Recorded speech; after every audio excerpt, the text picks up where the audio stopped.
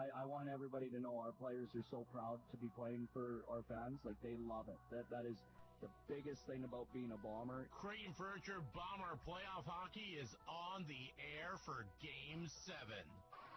Everybody's standing. Everybody's cheering. It's a semifinal showdown between the Weyburn Redwings and your Flin Flon Bombers. Right up in the taking guard! Rio sight to the big Flin Flon! Well, as I on the mark tonight, that doesn't happen very often. Here with the call to action. Deep, Viva, they score! Connor Miller again! What a playoff for number 21! It's Miller time! The voice of the playoffs. That was like Speedy Gonzalez. 10 seconds. 20 energy drinks. The one and only. When you broadcast over 1,400 games in the States, sometimes you get it right. Mr. Rob Hart. Well, it might be over 1,400 games, but there haven't been a lot of Game 7 moments. We'll get one tonight. A big one here at the Whitby Forum. The Flin Flon Bombers, the Weyburn Redwings. This very exciting, entertaining series will have its final game, no matter the outcome. We brought in the heavy artillery.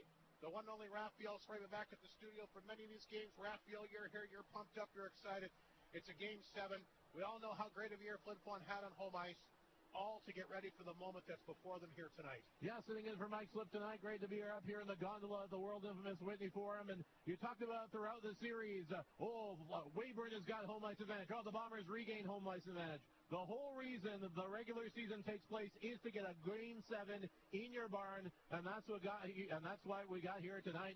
It'll be interesting to see who meets the moment tonight as Weyburn came up big in that Game 6 in their building. The Bombers need a response, and we'll see if the crowd can help them out tonight. You know, it's been so interesting. You go back to Game 5, a dominating 5-1 win for Flin Flon. You think, does Weyburn have anything left in the tank?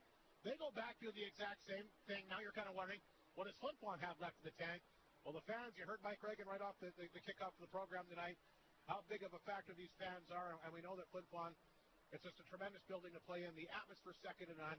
And the fans, it's been a great number of years for Flin Flon, but the fans, a big, big part of this team's success. It's an amazing thing that you get here. It's the vibe. It's something you can't put your finger on, something you can't buy in stores, something that only a few places get an opportunity. It reminds me of the old Chicago Stadium back in the day. And we'll see if the Flin Flon Bombers hopefully don't get overwhelmed by the moment. Problem that they had there in Weyburn, penalty trouble for the Bombers.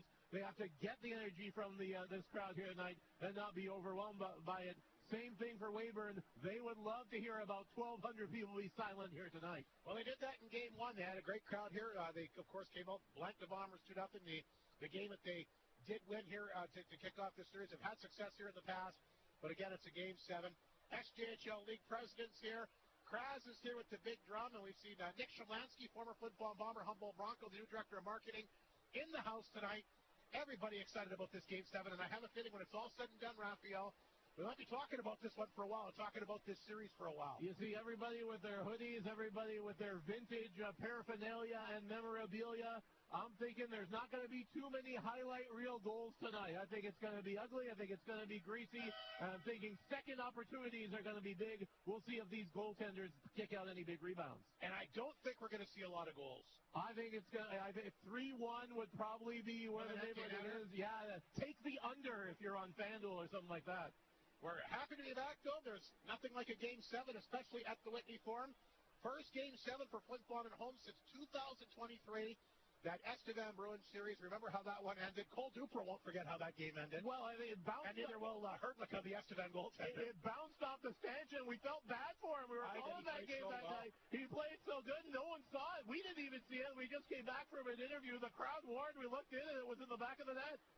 Wild moment. We'll see what happens tonight.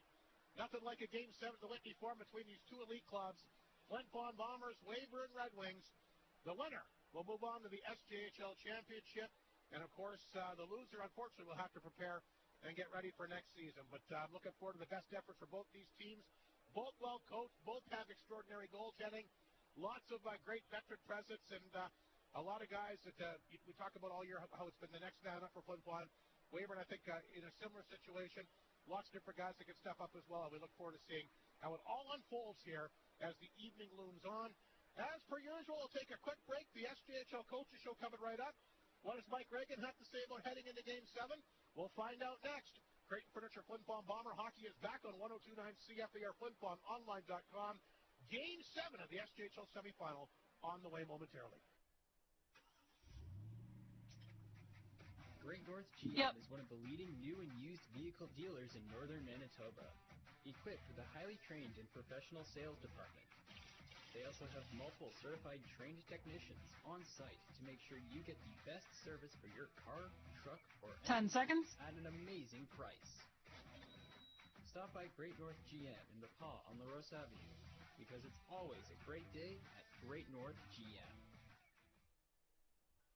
Good evening. Welcome to our SJHL Coaches Show. We're joined once again by the head coach GM of the Bombers, Mike Reagan, as his team prepares for the biggest game, certainly this season, for the Flin Flon Bombers. Probably one of the biggest games, Mike, for you in your coaching tenure.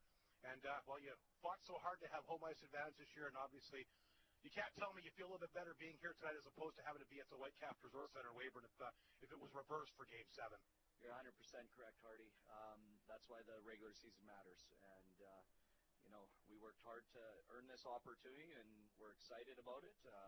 As I mentioned to you earlier today, we're not looking at games 1 through 6. Whatever happened there really doesn't matter. We're focused on one game here, and if you told me at the beginning of the year that we'd get one game in the Whitney Forum to punch our ticket to the league final, I'd take it. And you're going to get a big jump tonight, Mike. Landon Alexander, one of the most exciting exciting hard skaters, best hitters in the league.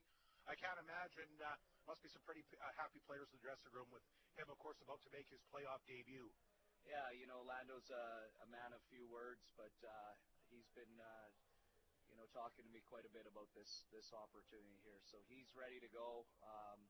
We've kept him out a couple extra games. He probably could have played 2 games ago maybe, for this moment. And we're excited to get him. Obviously, we're disappointed that we lose Leo Seitz for tonight, but hopefully Leo will mend quickly and the guys get the job done here so that Leo can get back in the lineup. A shame for sure, especially how good he was here in Game 5, Mike, but nothing new for you. I mean, you've had to encounter. Here's a question for you. Have you had a full lineup for any game this season? No, we have not, Hardy. It sucks, but at the same time, we love our team. We love every guy that puts that uniform on. We believe in each and every one of those guys, and we've built a team that can withstand some of these injuries, and we've proved that to this point. We talked a little bit about the veteran leadership last game, Mike. You're obviously going to need some guys to step up here tonight. Is this the game that we see Joey Lees break out with a very important goal? I mean, he had a great year, led your team in pretty much all the offensive categories, including goals and power play goals. You're waiting for him to break out tonight. Yeah, I think that you can look at it a couple different ways. They've been able to hold him off the score sheet, and eventually he's going to break through, and we've had some conversations with Joe about, scoring at this time of year is harder than scoring in the regular season, and you got to be willing to do some things a little bit different. So, hopefully he can make that adjustment here tonight, and, it would be huge for us if he can get on the scoreboard. And but in saying that, we've been scoring by committee, and that's kind of the way our team has been built all year. Who else are you looking for to have a big game here tonight, Mike? Obviously, you can't depend on 1 or 2 guys. Well, I think that Landon's going to have a huge impact. I think from the standpoint of the energy that he brings, his forechecking ability, obviously the physicality is a big part of his game, but I think it's just a shot in the arm right now for the entire group. We look at it as Game 5 was probably our best game of this series, and we need that exact same, effort from everybody in the lineup. And again, Hardy, I don't want to sound like a broken record, but when we win, it's because of committee. It's not because of 1 or 2 guys, and I believe that that's what makes us dangerous. Well, you've certainly been dangerous when you get that first goal early, Mike. We saw what happened actually right throughout the playoffs, and for the most part, the regular season of this building. You usually get the job done, and you usually find a way to hit the back of the net before the game is 10 minutes old. Yeah, we talk about, scoring early, and usually there's an avalanche to follow. And it's been a recipe for us throughout the regular season, and we know that, the energy that it creates in the building, the guys just feed off of it, and they get extremely hungry. So, if we can find one here in the first 5 minutes, as we've talked about in the past, I think that bodes well for us. And again, it goes without saying, staying out of the penalty box. I'd like to think with it being a Game 7 that maybe there might be a little bit more latitude for the two teams, but certainly you can't afford to go down 2 men. I mean, that was the difference of the game. I mean, you played pretty well. They get the 5-on-3. They scored 2 goals on it. And that was one of the big differences in the last game. Yeah, that was a frustrating situation for sure, Hardy. I mean, especially at this time of year and with what's on the line, I think that I'm guessing that the refs are going to try to let the two teams figure this out. I can't see there being a ton of penalties, and we have to be prepared for that, but that doesn't mean we can go out there and play reckless or, take liberties on them. I think that, I think for me, what frustrates us is we've been one of the most disciplined teams in the league for a number of years. This isn't a characteristic of ours, and we seem to, maybe get a few more calls against us than what would be typical. So at the end of the day, you got to play what's in front of you, and we're going to worry about that. I think our guys can do a better job of managing their emotions and not letting the adrenaline get the best of them. So, I'm thinking that there might be 1 or 2 power plays per team tonight, and hopefully we can capitalize on one of ours. You certainly haven't had many, but you have been, for the amount of chances you've had some success with certainly your penalty kill. Even giving up the 2 goals, in game number 6 has been, well over 90%. Any coach will take that. Yeah, I mean, we have a lot of confidence in our penalty kill. We gave up 2 power play goals last game, but again, it was a 5-on-3, and there's some frustration that set in there, but we've really handled those situations well. I think that Weyburn's had 3 5-on-3s and 2 4-on-3s in this series, and those are tough situations to stop. I think 3 of their power play goals in this series have been in those situations. So, we feel confident in our ability to get big kills, and hopefully we're not having to do that a lot here tonight. You mentioned the penalty killing. You mentioned obviously getting scoring by committee. Any other factors, Mike, you need to win this hockey game? We got to win races. I think that's the biggest thing. We're at our best when we are hard on loose pucks and when we finish first and not second to pucks. So that's going to be a big factor for us. And then, I think doing a good job of containing their speed. They've got a fast team, but we also don't think that we get the credit for the speed that we have. We got some guys that can get up and go as well. So, it's going to be a fun night here. I think that can be the smallest of things that can be the difference in this game, and we've got to be better at the details than they are. Should be a lot of fun. Like you mentioned today, Mike got a lot of Game 7s in this building throughout the year, so it's a chance to come out and obviously be part of what could be a very special night here at the Whitney Forum. Thanks for your time. Good luck here in the deciding 7th game. Thanks, Robert. Mike Reagan, the head coach of the Bombers, once again here on 102.9 CFAR and FlinFlonOnline.com. Bailey Homes has 15 years experience in the North, specializing in RTM homes and foundations, and are also proud supporters of our community. They are so thankful to Flin Flon and the surrounding areas for supporting them all these years. Bailey Homes is always willing to chat with a potential customer to show what they can do for our community. Your trusted builder in the North. Visit bailey-homes.ca. SJHL Coaches Show continues. Cody Mates once again will join us on behalf of the Weyburn Redwings. Cody, you did what you had to do in Game 6 and have given yourself a chance to come to Flin Flon and compete in this what should be a very exciting Game 7. Yeah, you know what? It's one game winner take all to go to the league final. I think that's exciting for everybody involved. You told me a couple different times you thought it was going 7. I guess you had an inkling of what was going to happen.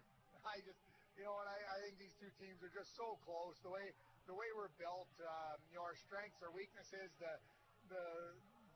rinks we play in, and how successful we are in those rinks, and just the way the last couple of years has gone. To be honest, you know what? It was hard to see this series be anything less than what it's been.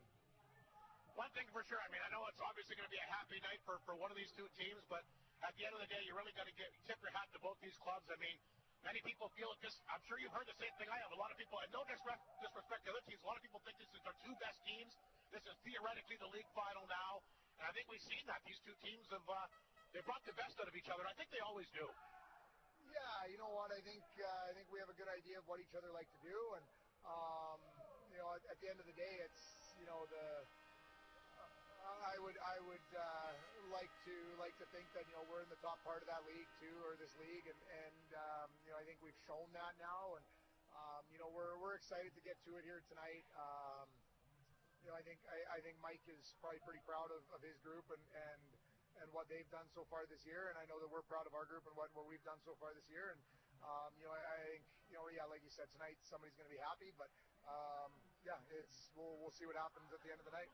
You're giving yourselves a chance for sure, and you and I talked about this. I mean, obviously home ice the Whitney Forum means a lot, but in a Game 7, anything can happen. And let's face it, you're going to be just as jacked up as they are. Oh yeah, I think the team that can get to it early and settle in early and be comfortable, I think that's going to be important. Did you notice a difference in your team ride? I mean, it's the third time you've driven up to the Whitney Forum. Did you notice a little extra excitement, a little bit of jump in everybody's step this trip up compared to the other two? Well, this might be the first time we've been excited to be coming back. So it's, I think this is, we've wanted this opportunity all year. We've wanted this opportunity all series. And so, yeah, I think, I'm sure both teams, once that bus trip was over, we're pretty excited to get to it. You make the Daz and Mitchell trade last year. One of the pieces was Josh Sale. He's been extraordinary. 8 points in the series. A big reason why you won game number 6 with the hat trick. When you made that deal, did you have any idea what you were really getting? You know what? It's funny. Before the playoffs, Josh and I had a conversation, and I said, like, you're going to score. You might not score a lot of goals in the playoffs this year. Speaking about last year, and I said, but you're going to score a big one. The way you play, you're the kind of guy that's taking care of himself all year, and you're going to get rewarded for that. And oddly enough, the overtime winner last year goes off him and in, and you know what? He's taken care of himself so well throughout the entire year, throughout his entire junior career, to be honest. And I think you're just seeing the fruits of that labor now, where late in the Nipawin series he was really good. And I think you've kind of seen it here now in Game 6 as well. And so, I mean, did we know what we were getting? No, probably not. Did we know we were getting a good player? Absolutely. And I mean, we're obviously happy with how the deals worked out. We talk about how important the first goal is here. I know Flin Flon really thrives on it.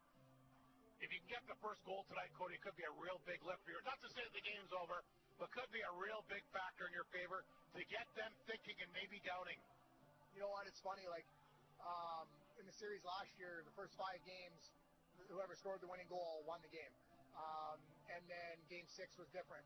So, I mean, I think in these elimination games, it's, obviously that first goal is important, but I think it's more about who can stay with it and who can execute their plan for the closest to 60 minutes. And obviously both teams want to play with the lead. That's not a secret, but I think that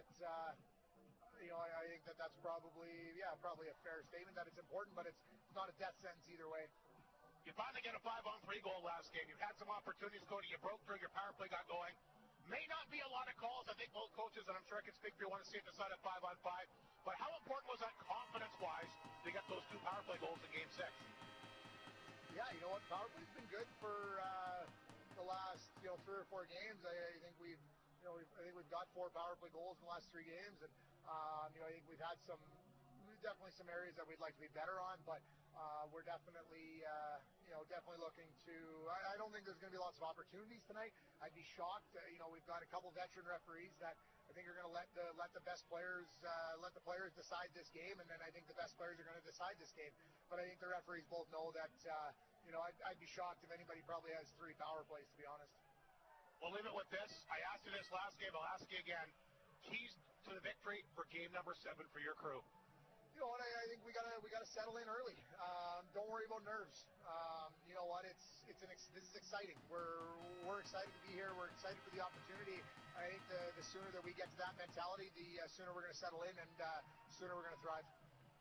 You only get to play in somebody Game 7. Should be a special one here at the Whitney Forum again between these 2 elite clubs. Cody, unfortunately, our last interview is this will be the last game, but it's been great catching up with you. I can't thank you enough for always making time for us throughout the regular season, throughout this year.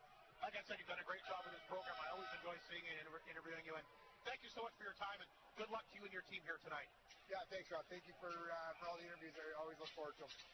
There he is, Tony Bates, and we're underway here, Raphael. I'm not sure if you noticed, when we were waiting for that interview to wrap up, how jacked up that Weyburn bench is. Tony Bates was doing a lot of cheerleading, getting the crowd going here with his own crew there. He was clapping, he was hustling, he was getting Weyburn all jacked up here early. Bombers do get the puck inside the wing zone. That's dug free, goes to the corner. Knutson will pitch it. Knutson has been an absolute anchor for Flin Flon on that blue line. We talk so much about Tritt and Miller, what they've done with the trade, but Knutson, he's been very, very good as well. Flin Flon will hammer that back in. Carmen will pick it up, back to the Weyburn net, swings that back to Ryland Pierce, the former Bomber. Pick that to center. Here comes Josh Sales. 8 points in the series. He's blocked to the ice here. Sales got 8 points against the Bombers. All of them have been at the Whitecap Resources Center. He has not had a point in this building, but we'll see what happens here tonight. Burgess will flip that puck back inside the Flin Flon zone. Jacked up crowd here. Like I said, that Weyburn bench, they were really, really electric. Leading up to the opening puck drops tonight as Martin will chase the puck down inside the Weyburn zone. Rhett Ewan is after him, but Martin will turn the corner. Up the ice he comes.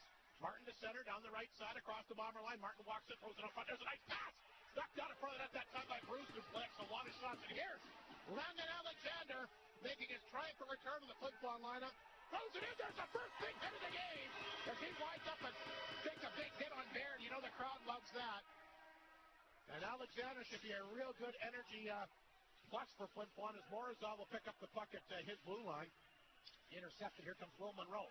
Monroe with a chance across the Bomber line. Leaves back to tap it away from him.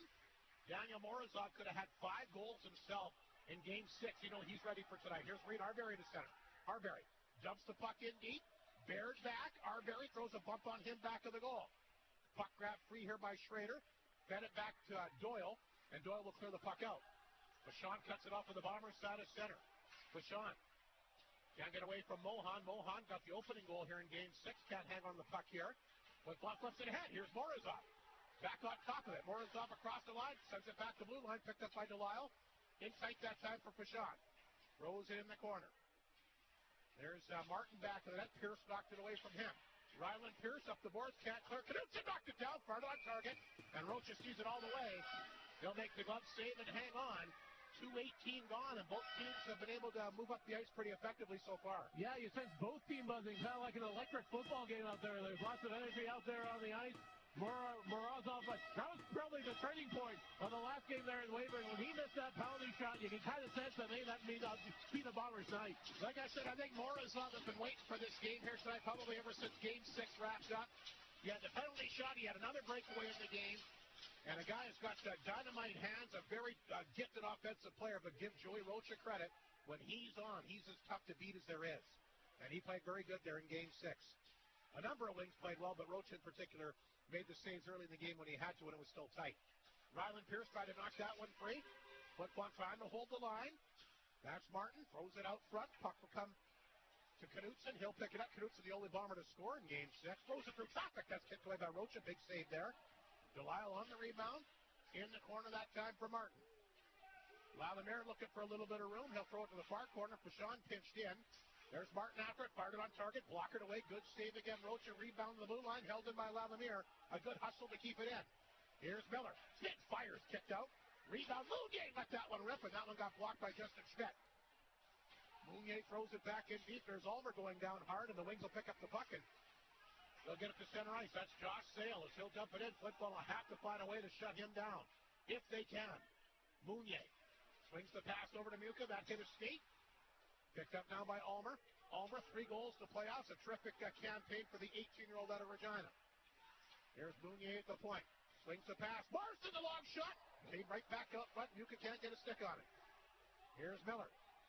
Left point for Mounier. A lot of traffic from that Weyburn net. There's a long shot by Marston, wide again. Mounier races to keep it in, but he can't get there. He'll grab it at center. Hammered it in. Rocha stopped it. Back of the net. 16-12 to go. Opening period. No score. Game 7 of this SJHL semifinal. Of course, they're in Yorkton going with Game 7 tonight as well. The Terriers and Stars. That one won't start for another 22 minutes. 8 o'clock Manitoba start time tonight. Schrader inside the Weyburn zone. Tried to get that to Burgess. Missed him. That'll be an icing call. And we'll get a face-off back inside Weyburn territory. Flin Flon getting some good opportunities, but no real dangerous shots there. Weyburn playing very well, keeping them to the outside. Well, one thing that the Bombers are doing well is they're getting traffic in front of Roca. I think that's going to be a story here tonight. And a couple of big rebounds they kicked in as well. The Bombers trying to get that second bite at the apple. Face-off inside the wing zone. 15:53 to go. Flin Flon out shooting the Lynx 4-0 so far. Skitton, Alexander, you in the forward group for Flin Flon, Knutson, and Fashon on the back end. Knutson and Fashon were fantastic in Game 6. Expect them to log a lot of minutes in this game again tonight. Wings will pick up the puck, though. That's hammered off the glass. That should be a nicely called again. Brett Ewan, the big hit on Dallas Pearson behind the play. And Flin Flon establishing the physical factor early. I thought they had a number of good hits in Game 6 as well. Yeah, they were crashing and banging a lot. Landon Alexander, the Tasmanian devil of the Bombers, he's going to definitely contribute to that. And that's going to be interesting seeing with these icings. The key, the sort of game within a game, how many face-offs can the Bombers win here tonight? Miller set for the draw. He's their best in the face-off circle. Lining up here against Moldy to the left is Joey Rocha. Just underway in the opening period. Flin Flon wins the face-off. This is Fashon. Looking for a lane, fired it. Hit a leg out front. Puck cleared free, and here comes Callis Pierce, who's got 4 goals against the Bombers in this series. Pierce gets down the ice, and he knocks Fashon down. Knutson will pick it up. Off the boards. Miller will get it back to center. That's cut off by Pierce. Set back inside the Flin Flon zone. Fashon back on his feet. Has it at center. Dumped it in a bouncing puck. Rocha will reach down and grab that. Not taking any chances with Ryder Muka in the vicinity. So 15-10 to go. And 4 shots for Flin Flon, but again, none of them have been very dangerous. Well, but they are getting a lot of puck possession. They're keeping things in their zone. Weyburn a little back on their heels early in the first period. Face-off once again will be in Weyburn territory. The Arbery, Morozov, and Lee's line will go to work. Lees and Morozov looking for their first goals in this series. Reed Arbery has scored. Morozov and Lees did find the back of the net in the opening round series against Espa. Matter of fact, Morozov, the Bombers' top scorer in that opening series where he had 5 points, has been held off the sheet here against Weyburn. Much tougher team here in the second round. Not for a lack of trying, though. No, he gets, like I said, he could have had 5 goals easily in game number 6. He's been playing well and getting the opportunities. You start to worry when you don't get the chances. Arbery rather around the board. Marsden will hold it in. Puck deflects the corner. There's Leeds after it. Back of the net. Speaking of Morozov, there he is. Can't pick it up, though. Bodies crashing and flying everywhere. Monroe will kick the puck out. And Morrison goes back to his own blue line, and he feeds it back to Munier. Here's a quick pass to Morozov across the line. Dropped it back to Lees. Wasn't expecting it, but he'll keep it in. Arbery in the corner, looking for positioning here. Battling here with Baird. Baird will carry the puck out. Baird to center. Leads the attack. Drop pass to Monroe. Throws it on front of the net. And that'll be the first official stop for Weyburn. Tripp will stop that. And he'll hang on to it. We'll get a face-off inside the Flin Flon zone. 14:22 to go in the period.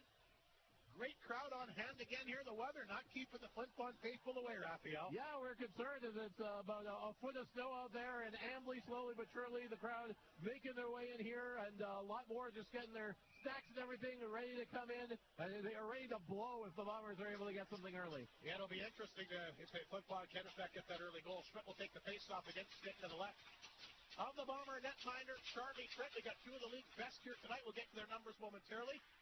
Ewan will chip that puck out. He's got 3 goals in the series. Doyle back to interfere. There's Baird. Fashon coming off at center. Feeds it back to Knutson. Here's a nice bounce pass. Alexander after. There's a nice 50 moves. Stitton's across the line. Stitton throws it back. Fashon walks in and fired it one. Lead open that out front. There's a chance. And Stitton had to go over top of his stick. What a great opportunity for Flin Flon right there. Wyatt Stitton on the doorstep, and the puck goes over top of his stick. Wings send it down the ice. Geez, I thought they might be able to get her done there, Raphael, but they were snake-bit in Game 6, and the first good opportunity goes for naught in this game. Yeah, but they're getting that sustained pressure. Everything's coming in. The best opportunities so far have been here for the Bombers. They keep this for another period. I don't think there's much Rokic is going to be able to do. 13:50 to go in the period. 4-1 the shots. Flin Flon, great chance for Wyatt Stitton, but the puck over top of his stick. Maverick Delisle will get set for the faceoff, and he'll line up against the Weyburn captain, Stitton, who's also a very good two-way center. One of the best in the SJHL for sure. Puck goes back in the Weyburn net. Lemire with the steal. Lemire's had a good series too. Martin in there to the blue line. Knocked down here by Bruce. Fires that over to Yakimchuk. Yakimchuk knocked it down, flipped it ahead. Doyle got a hold of it. Can't clear it out. Yakimchuk again on target. St. the Weyburn net. They'll clear to the boards. Held in by Bruce. First shot got blocked. He'll get it again. Back to the net it goes. Doyle throws it to the corner. And Sale will pick it up. And he'll flip the puck out and go off for a change.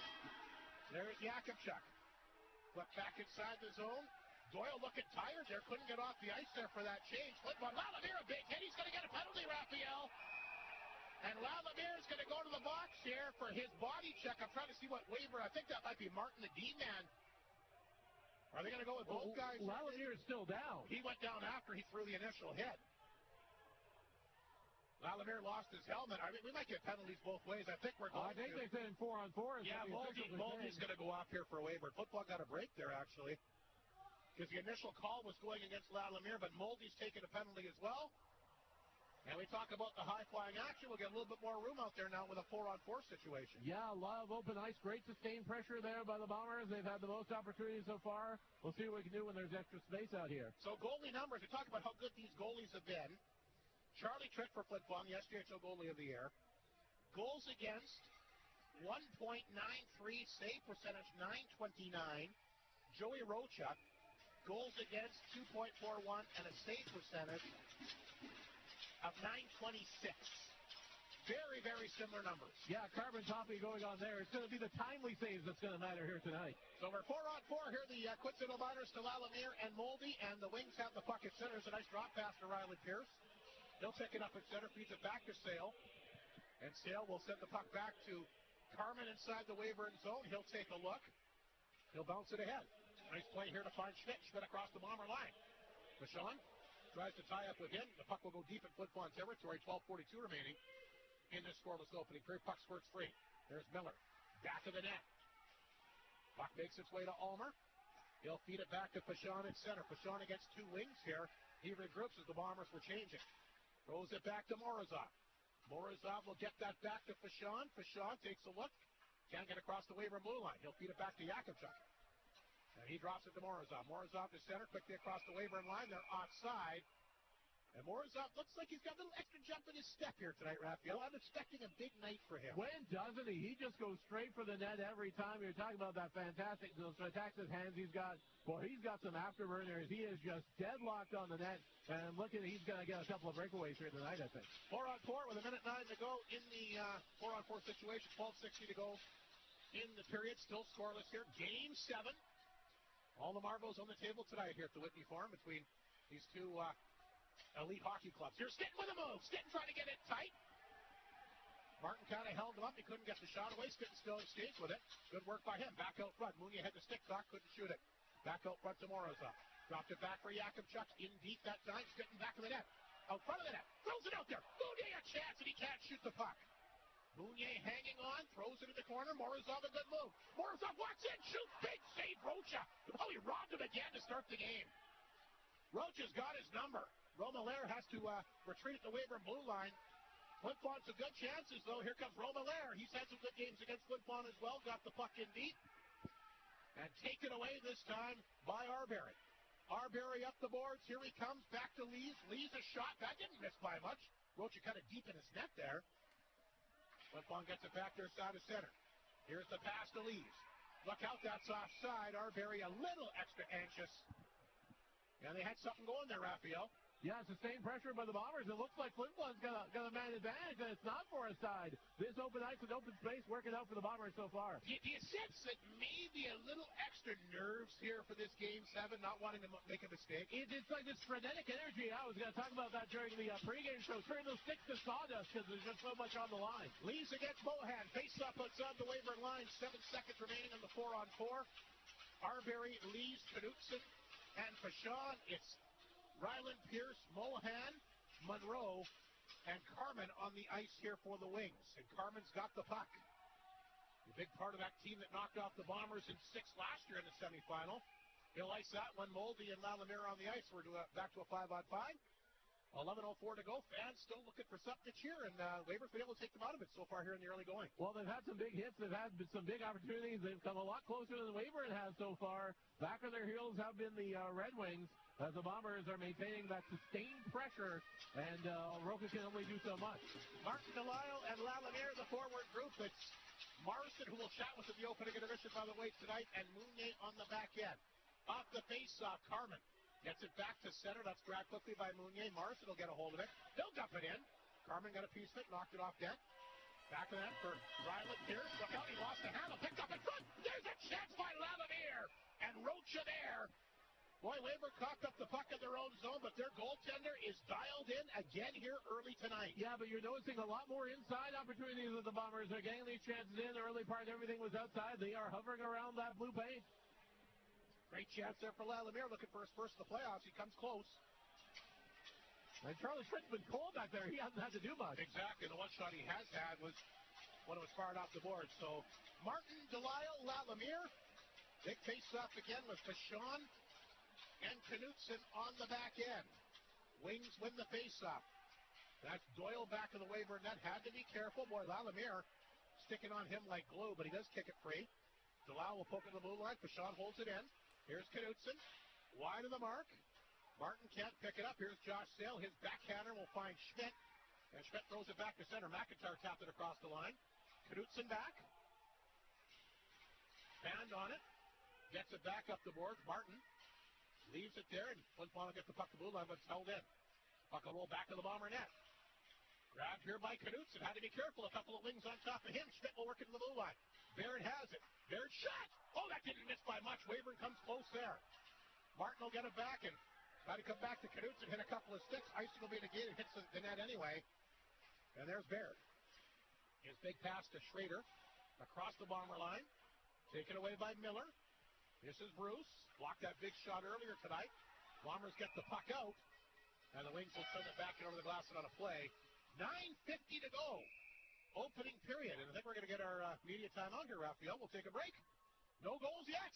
Game 7, the SJHL semifinal will continue on 102.9 CFAR and FlinFlonOnline.com.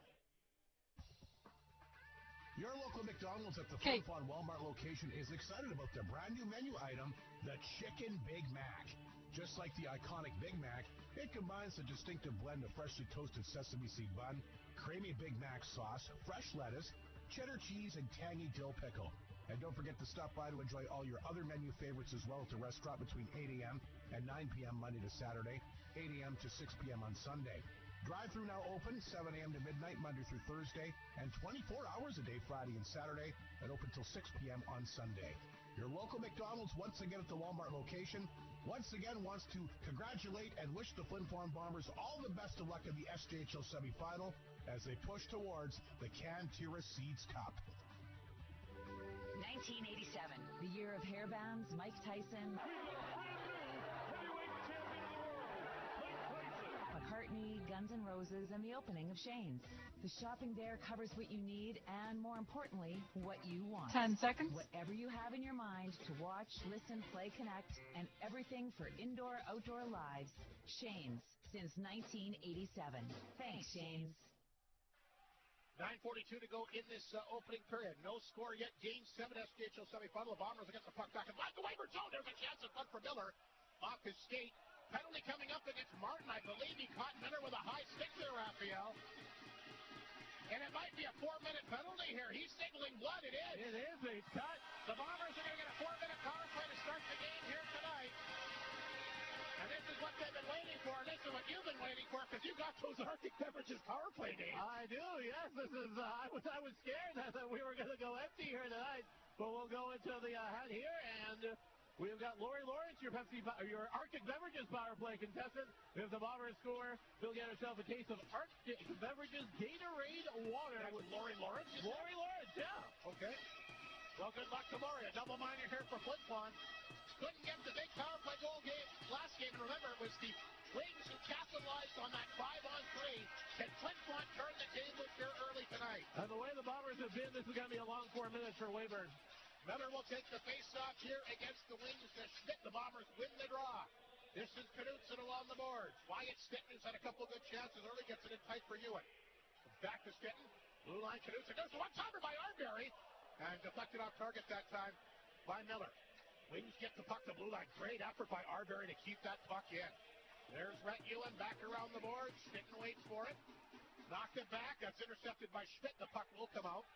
Arbery feeds it back inside the Flin Flon zone. Knutson's got it. 3.5 minutes remaining in the power play. Flin Flon's power play in the playoffs 14.3%.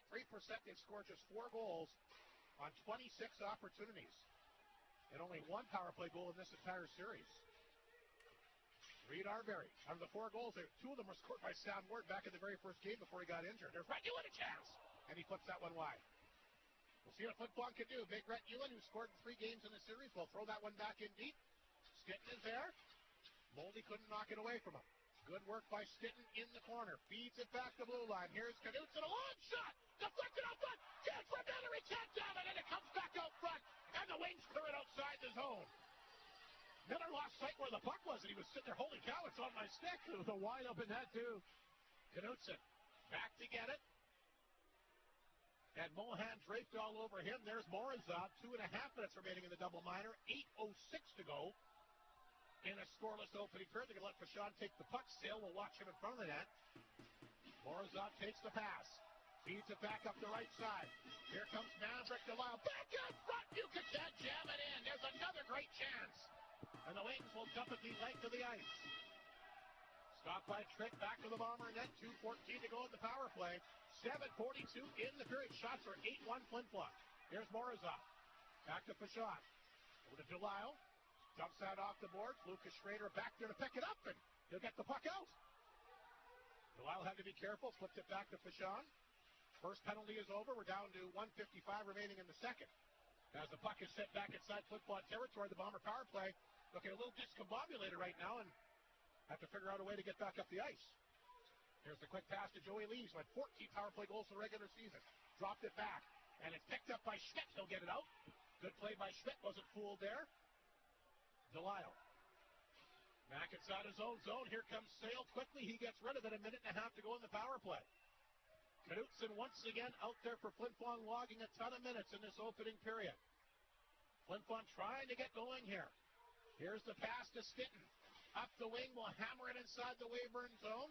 Picked up by Arbery. Ewan back out there for Flin Flon. You know where they want him to be, in front of the net, but it's the Wings. They clear it back inside the Flin Flon zone. Knutson laid it back to Miller. 1:05 to go in the power play. Romelaire got a piece of Miller that'll force Flin Flon back of their own net. Here's the pass again. Miller will take off. Up the left side. Mom and Dad are here from Lipton, Saskatchewan tonight. Knutson looking for a lane. That's a rip. That got blocked by Pierce. Knutson can't keep the puck in. And it comes back to center. Great penalty kill here by the Wings. 40 seconds remaining. Flin Flon way offside. Fashawn feeds that back to Delisle. Here's Morozov. Almost gets the puck up. Now he does. It's picked up and sent back down the ice by Sale. 28 seconds to go in the power play.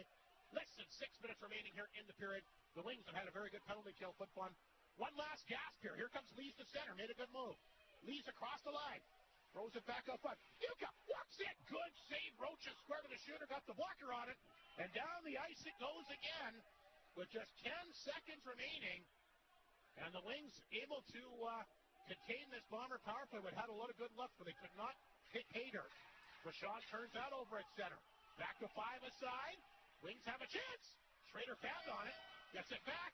Throws it on net. A weak shot. Save made here by Trent. Dug free by Fashawn. Wants to get it back up the ice. There's Muka. Schrader kept the puck in.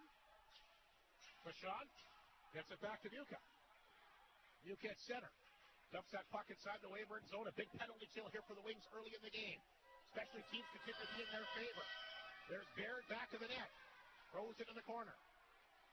Grabbed here by Will Monroe. Feeds that back. And that's dumped in that time by Schrader. Flin Flon back at center. Good pace here towards the end of the period. 4:50 to go. Teams are really flying up the ice there. Ulmer looking to get a lane. Got the puck across the Weyburn line, but Ryland Pierce took it from him. Fed it back to Carmen. There's Josh Sale. And he apparently did not touch the puck because it will be an icing call. But boy, big penalty kill there by Weyburn. Yeah, you almost thought that there was the lack of urgency there with the 4 minutes. Maybe the Bombers thought they had a little too much time to get a little too cute. I think they were kind of the victim of their own success there. The 4 minutes went by a little quicker than I thought, a little quicker than the Bombers thought. No, Weyburn played it perfectly, and Flin Flon got a couple chances, but for the most part, the Wings did it. You got it all the lanes and got the puck down the ice very effectively. Lee's back in there, take the draw. Wings jump on it, though. They get 3 away here. Here comes McIntyre to center. Up the boards that time for Ryland Pierce, who has 6 points in this series against his former club. He's pinned up along the boards by Yakimchuk. That will force a face-off back inside Flin Flon territory. The top point getters for Flin Flon in this series, Connor Miller, who's got the 6 points, including the 4 goals, and Rhett Ewan, 5 points as well, including 3 goals, scoring in 3 of the first 6 games. And he's had himself a nice year, a nice postseason, and Rhett Ewan will be a guy I know they'll be going to the net a lot in this hockey game. Yeah, he's one to watch, especially for that first goal. It'll be interesting to see if something a little questionable gets called on the Bombers side to even things up. Moldy to take the face-off against Lees inside the Flin Flon zone to the right of the netminder Charlie Trent. Not really tested in this opening period. The shots are 9-2 Flin Flon, but it remains scoreless. Reminding me a lot of the first game in this series so far. Here's Mounier. There's a stretch pass for Arbery too far. There's an ice against Flin Flon. Arbery flying here in the early going tonight too. Well, you've noticed that there are a lot of Bombers out there that are going towards the net. Arbery, Mrazov, I think Pierce has looked good for Weyburn, but they just haven't been able to get a lot of pressure on Trent. Not a lot of time at the Bomber end. Like I said, very reminiscent of Game 1 in this series. Very, very similar game so far. We'll see what happens in the face-off inside Flin Flon territory to the left of the goaltender Trent. Wings go back to work here. Big factor for them was filling off that 4-minute power play. Moldy to take the face-off against Joey Lees, taking his time. Wants to make sure that everybody's ready to go here for this big face-off. Off the draw. Good work that time by Marsden. And here's Arbery's pass to Morozov. Morozov across the Weyburn line. Morozov will throw that one in for Arbery. Pinned up by Schrader. Back. Look out. Lee's got in there as well, and he throws a bit of a smack with an elbow. I thought. Another penalty going to come up against Weyburn here. I thought it was an elbow there by Pierce. Let's on back, go on the power play, but they got the puck right now. Here's Mounier hanging on to it. A lot of traffic in front. Marsden takes a look, feeds it back to Mounier. Side of the net, Arbery can't get a stick on it. Callis Pierce after it, and we will have another Flin Flon power play. This is a hit to the head, Rafi, how they're calling. I saw an elbow, definitely. It'll be interesting to see what actually gets called on the board here. Callis Pierce is going to go here. I thought Pierce definitely elbowed. Boy, Flin Flon, tremendous opportunity again here in the early going. 10. They take advantage here. That means it's Arctic Beverages power play time again. Trudy Burton is your contestant. If the Bombers score, she'll get herself a case of Gatorade water, courtesy of Arctic Beverages. Good luck to Trudy. 3:36 to go in the third. Flin Flon another power play chance. Morozov, Delisle, Lees, Muka, and Fashon. Face off in the Weyburn zone. Flin Flon wins it. Fashon at the blue line. Back of the goal it goes. Morozov has got it. Here's Morozov. Feeds it back to Fashon. Nice pass. Delisle. Morozov. Lees a chance, and he gets robbed by Rocha. Great setup there. Everybody touched the puck out. That's how you set up on the power play. Nice job there by Flin Flon and a great save by Rocha. Fantastic cycle game, and I like the quick release that the Bombers have put on, not trying to get too fancy. As soon as it's on the stick, let it fly. Great opportunity. You know that they want to get Lees the puck in tight there. And he gets a great opportunity, but gets beat here by Joey Rocha, who's doing everything he can to keep his team in it. He's been lights out here the last 2 games in this series. Weyburn to win the draw. Carmen off the glass. Fashon keeps it in. Here's Delisle to follow up. Puck still laying at the blue line, but picked up this time by Savage Keller, and he'll get it down the ice. Trent will wait for it. There's Trent. Back of the net for Fashon. A minute and a half to go in the power play. 3 minutes to go in this scoreless opening period. Second power play of the game for Flin Flon. Here's the pass to Morozov. Flying down the wing. Morozov inside the Weyburn zone. Wasn't sure where the puck was. He's on the ice. And Lees will hold it in. Joey Lees swings that pass for Delisle. Too far. Goes back and they get Nuka. Big body check here. Throws it out front. Here's Fashon. Back out front. Delisle. Back in. Chance in front for Lees catching it. There's Delisle's chance. That got blocked. As Moldy blocked it before he fell to the ice. Back out front. Another chance. And they have the open side, but they can't dump it in or jam it in. Delisle in the corner for Morozov. Works his way back out front. First one got blocked. Feeds it back to Fashon. Fashon in tight. Morozov covered. He'll get to it anyway. Here's Delisle around the boards. 42 seconds remaining in the power play.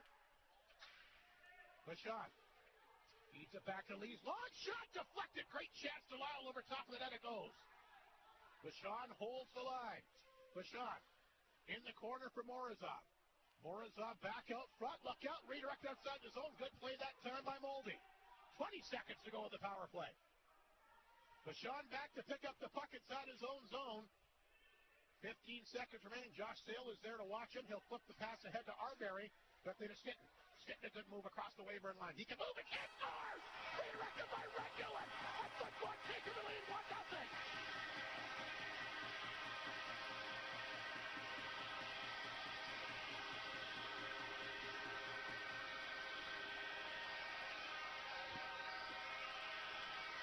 Red Ewan with the redirection out front.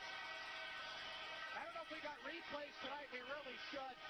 But Wyatt Stinton made a great move there on the boards. Raphael, he throws it. You got to go to the net. And what did I say about Rhett Ewan the last time he was out there? Yeah, Rhett Ewan has had the hot hand. He's great at getting those first goals of the night for the Bombers as well. I think that's going to be a power play marker. So that means that Trudy Burton has got herself a 12-pack of Gatorade water. We'll make sure Dallas Clark delivers that. On his back by foot. He likes walking. Anyway, a 1-0 lead for Flin Flon. They had to have that one wrapped up with back-to-back power plays to start the game. Well, they just had such sustained pressure, it was only a matter of time. Off the face-off, the Wings will get the puck in. I think they're giving the goal to Stinton here. I thought it got redirected by Ewan, but they're giving the goal to Stinton. Anyway, here's a steal by Flin Flon. Another chance, but Barton chance! Zelikoff blocked it, but Flin Flon comes close again. There's McIntyre back of the net. I think they've given the goal to Wyatt Stinton. We'll have to get clarification. It's a madhouse in here. Spittled up and down, but a great chance for Flin Flon right after the goal. And again, Joey Rocha, a brick wall between the pipes here tonight. There's a turnover at center ice. Carmen will get it. He'll send it in. And the save made by Trenton. Now Mounier mixing it up out front. But you're right, Raphael. You know that Weber's going to get a couple calls going in their favor to even things up. Flin Flon had to break through there. Yeah, they had to take advantage there. They're giving it to Stinton. Stinton from Arbery is going to get credit for it. Didn't it look like that Ewan redirected that puck in? They're just I say what the voice of the people, Connor Brading says. I don't trust my eyes. I trust Connor Brading's voice, Ralph. Anyway, Stinton gets his first of the playoffs. It's a big goal nonetheless, the power play marker. And Flin Flon will take a 1-0 lead with exactly 1 minute remaining here. In the opening period, Joey Rocha, though, has been very good. Flin Flon came close again right after that, but he's making some big saves here. And he's had to be. Absolutely. Flin Flon trying to get the puck out. Ryland Pierce will hold there. There's a chance. There's a good save that time for Trent. Don't know how he saw that with all kinds of traffic in front, but he did. Wings trying to answer here in the last minute of the opening period. They got the guys out there to do it. Ryland Pierce will knock it down. Like we said, 6 points in this series alone. Pierce, wraparound attempt, just missed as that goes through the blue paint. Monroe will hold it in. Now it hits a leg and picked up here by Ulmer. Ulmer away with Muka. Muka throws that one in. They had Ulmer and Miller going in the front of the net. Monroe will knock it down back of the goal. Muka took a big run at him. Carmen will pick up the puck for the Wings. 19 seconds to go in the period. Here's Carmen stopping in his blue line. He'll take a look and he's going to hang on to it here. Carmen lost that one to Lees. Got it back. Chipped it back in Flin Flon territory. Here's Yakubchuk. Yakubchuk played that back to Lees. He'll redirect it inside the wing zone. Baird there to get it. And that's going to do it for the opening period here.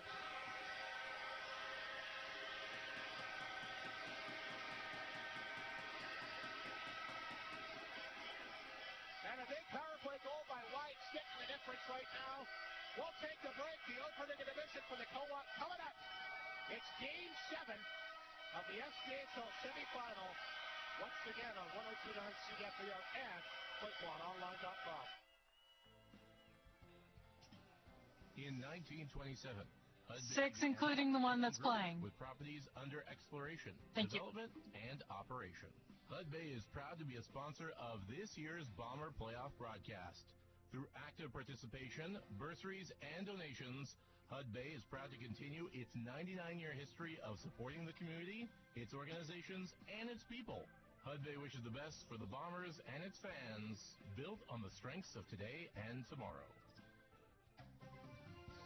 The North of 53 Co-op is not just a building, card lock, or a food store. It's a group of people working together to help their neighbors build our community. The North of 53 Co-op is a different kind of business. It's built by you and for you. Co-ops are found all across Western Canada, but the North of 53 Co-op offers the products and services needed by us. That's why it's not just a catchphrase, it's a fact. At the North of 53 Co-op, you're at home there. Everyone needs reliable kitchen appliances, and there's no better time than now with Maytag's dependable savings event at Creighton Furniture and Appliance Center. You can save $150 when you purchase 2 qualifying kitchen appliances, or save $300 when you purchase 3 or more. Get hundreds of dollars in savings just by shopping Maytag. Get reliable kitchen appliances with the Maytag dependable savings event ending May 6th at Creighton Furniture and Appliance Center. And welcome back to Whitney Forum. It's our opening intermission for the North of 53 Co-op. Raphael Saray, along with yours truly, Rob Hart, here tonight. And Flin Flon able to finally break through on Rocha, who made a number of big saves. It is a power play goal. My understanding is redirected off the Weyburn player and went in. I thought it went off Ewan, but apparently hit the Weyburn player, went in the net. Well, it went in. That's all the Bombers are going to be caring about here. As we talked about that sustained pressure that the Bombers were able to have, that 4 minutes went by very quickly. I thought Weyburn may have dodged a bullet there. But they were close. That hit from Pierce is what turned out to give the Bombers the advantage here, and they were just rolling too much. There's just too much firepower out there in the period for the Bombers. Charlie Tritt did not have to work very hard in that period. Roca had to be the best player on the ice for Weyburn, and you can't fault him because with the power plays and just everything that was doing, Weyburn wasn't able to kick it out. Weyburn hasn't had the physicality. It's just 1-0. It could be a lot more, but a very solid opening frame for the Bombers. How about the save by Roca right after the goal? Because Flin Flon got in there tight, and Martin got a chance right out front. Geez, he scores there. This place really goes cuckoo. That's a big stop. Yeah, it was a big stop at the key time there, and Weyburn was just happy to get out of there, and they tried something. There was that little wraparound that they missed there. Boy, that would have changed a lot of things, because we talk about playing a full 60 minutes all the time. Those last-minute goals, those last-second goals can be real deflators. But I think Cody Mapes is going to be a little frustrated going back in there. He's going to have a lot to talk with. It's going to be interesting to see his adjustments. If I'm Mike Reagan, I'm just saying a little more of that for the next 2 periods. And I'm sure Weyburn will get the next power play for sure after being down twice. And, of course, that's a factor in the game again. Remember, it was the 2 power play goals for Weyburn that was the factor in Game 6. Flin Flon, a power play goal in the opening period tonight, has them with the lead. Again, the Northland Ford first period scoring summary, just the 1 goal. Wyatt Stinton made the good move on the D-man. That's why you drive to the net, you shoot the puck, gets his first of the playoffs. Arbery, the assist, the power play marker at 18-18. Shots were 12-4 Flin Flon. The Bombers 1 for 2 on the power play, and Weyburn still looking for their first opportunity here tonight. So that's the story, Raphael. I thought Weyburn kind of sat back a little bit, looked for them to really attack in the second period. Well, you saw Cody Mace try and round the truth, try and give him that energy. In the first couple of minutes, they were all right, but once things settled down, the Bomber pressure was a little too much, and Weyburn didn't really have a lot of opportunity to get a forecheck going. Alexander, a couple of shifts early, and he doesn't have to do much. He gets out there. He's such a good energy guy. Threw a couple of big hits that got the crowd behind him early. Yeah, but he's not just a guy who can crash and bang. He's got hands. He opens up a lot of space out there. Be interesting to see how it rolls along, how that wears down the Weyburn Redwings. Alexander fresh. Not a lot of other guys are there. It's been, Weyburn had a pretty physical series against Nipwood in the opening round as well. Flin Flon not so much against Estevan, but this series has certainly taken its toll, I think, on both teams. But they'll let the adrenaline take over. And I, for one, looking forward to what should be a very entertaining second and third period. Yeah, like I was saying there, we'll see if the Bombers can maintain that energy, and it's going to be interesting to see. I'm sure the clipboard is going to be getting out here, and what Cody Mace can do to make some adjustments. A very intriguing second period on tap. It certainly is. So, again, just the 1 goal. Wyatt Stinton's been has been given credit for his first of the playoffs. Reed Arbery, a good opening period for him once again. He was second for Flin Flon in points in this series. Arbery, like we mentioned, had 4 points so far and now has 5 points. Tied with Rhett Ewan for second in the scoring so far in this series head-to-head against the Wings. So when Flin Flon leads after 20 minutes of play in the playoffs, Flin Flon's got a pretty good record, a perfect 5-0. When Weyburn trails after 1 period of play so far in the playoffs, interesting, Raphael, 0-4. Yeah, that's only 1 goal, though. And it's all coming down. I think you can throw the stats out the window here. It's what's going to be in front of them, what happened previously. And Flin Flon needs to play a disciplined 2 periods here. I'm sure Mike Reagan is definitely not. I think all the players definitely know what's on hand here. They won't be giving Weyburn any opportunities to open that door and climb back into this one. We will take another break, come back with our Creighton Pizza player profile. Kyle Marsden, a nice story here from Game 5. Of course, he missed more than a full year of hockey. Yeah, but his folks came by. His brother was here. His parents were here. Scored his first ever playoff goal. It was a big one in this rink back in Game 5. He'll relive that experience and talk a little bit more about being a Flin Flon Bomber. But Kyle Morrison loves to talk, and we'd love to have him on the radio. He'll be our Creighton Pizza player profile next, as more of the opening intermission for the co-op is coming up here from the fabulous Whitney Forum at 102.9 CFAR and FlinFlonOnline.com. It's easy to take a garage door for granted. It goes up, and it goes down. Well, not exactly. Installing a new overhead not only increases your home's look, but its protection as well. And at Jim's Custom Doors and Windows, they let you take control at every step of the process. From window style to color and even the hinges. You can create the look that you want. And built to last with extreme weather protection, you can keep your home safe. Get your new overhead door at Jim's Custom Doors and Windows today. I just bonked my noggin, and now I got amnesia. Bummer Slam! You forget anything? Just the most important thing. I'm super hungry, and now I gotta call somebody and fight for the last something? That would be Creighton's Pizza. Of course, it's all coming back to me now. But I still can't remember if they have everything from ethnic favorites, burgers to pizza, all the way to a double extra large. They sure do. 10 seconds. Open 3 to 10:30 daily. Creighton's Pizza, 688-2080. Come on now. You got this. Fight for the last slice. Welcome to our first intermission, our Creighton Pizza player profile. Kyle Morrison's going to join us. And Kyle, it's been far too long since we've had you on the air, but I know you're looking good, you're feeling good, and obviously just happy to be back in this line. It's been a long time coming for you.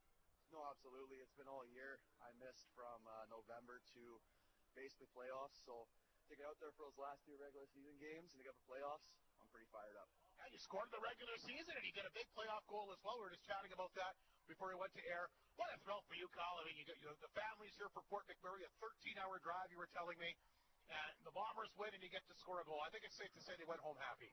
Yeah, no, for sure. It's a good feeling. We get the win, take it up in the series, and my first game my parents see me play since last year against Weyburn, so it's a great feeling to have them here in the house. My brother, too. My brother got to see what Flin Flon's all about, and no, it was great feeling, and great feeling coming to there tonight. I know it was a great moment for you, but I think your family was more excited than you were. Yeah, after the game, like, I didn't get to see them, of course, but all I kept hearing about was how excited they were, and that feels good for me to know how much they care and how proud they are of me, so it feels good. Here you are back in uniform, and I'm sure you couldn't be any happier. Game 7 tonight.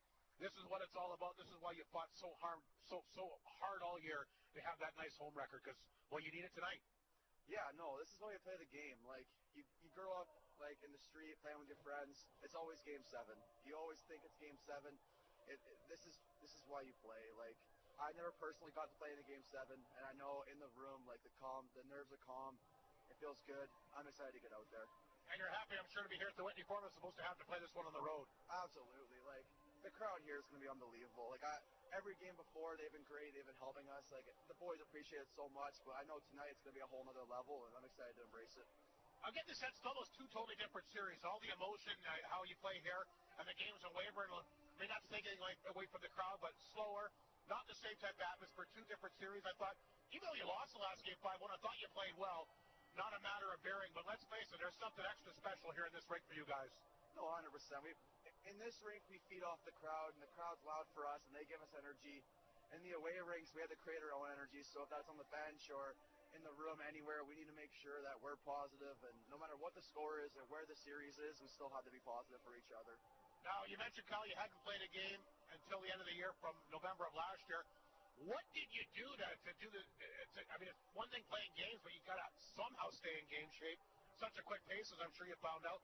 What did you do to prepare to get back in the lineup?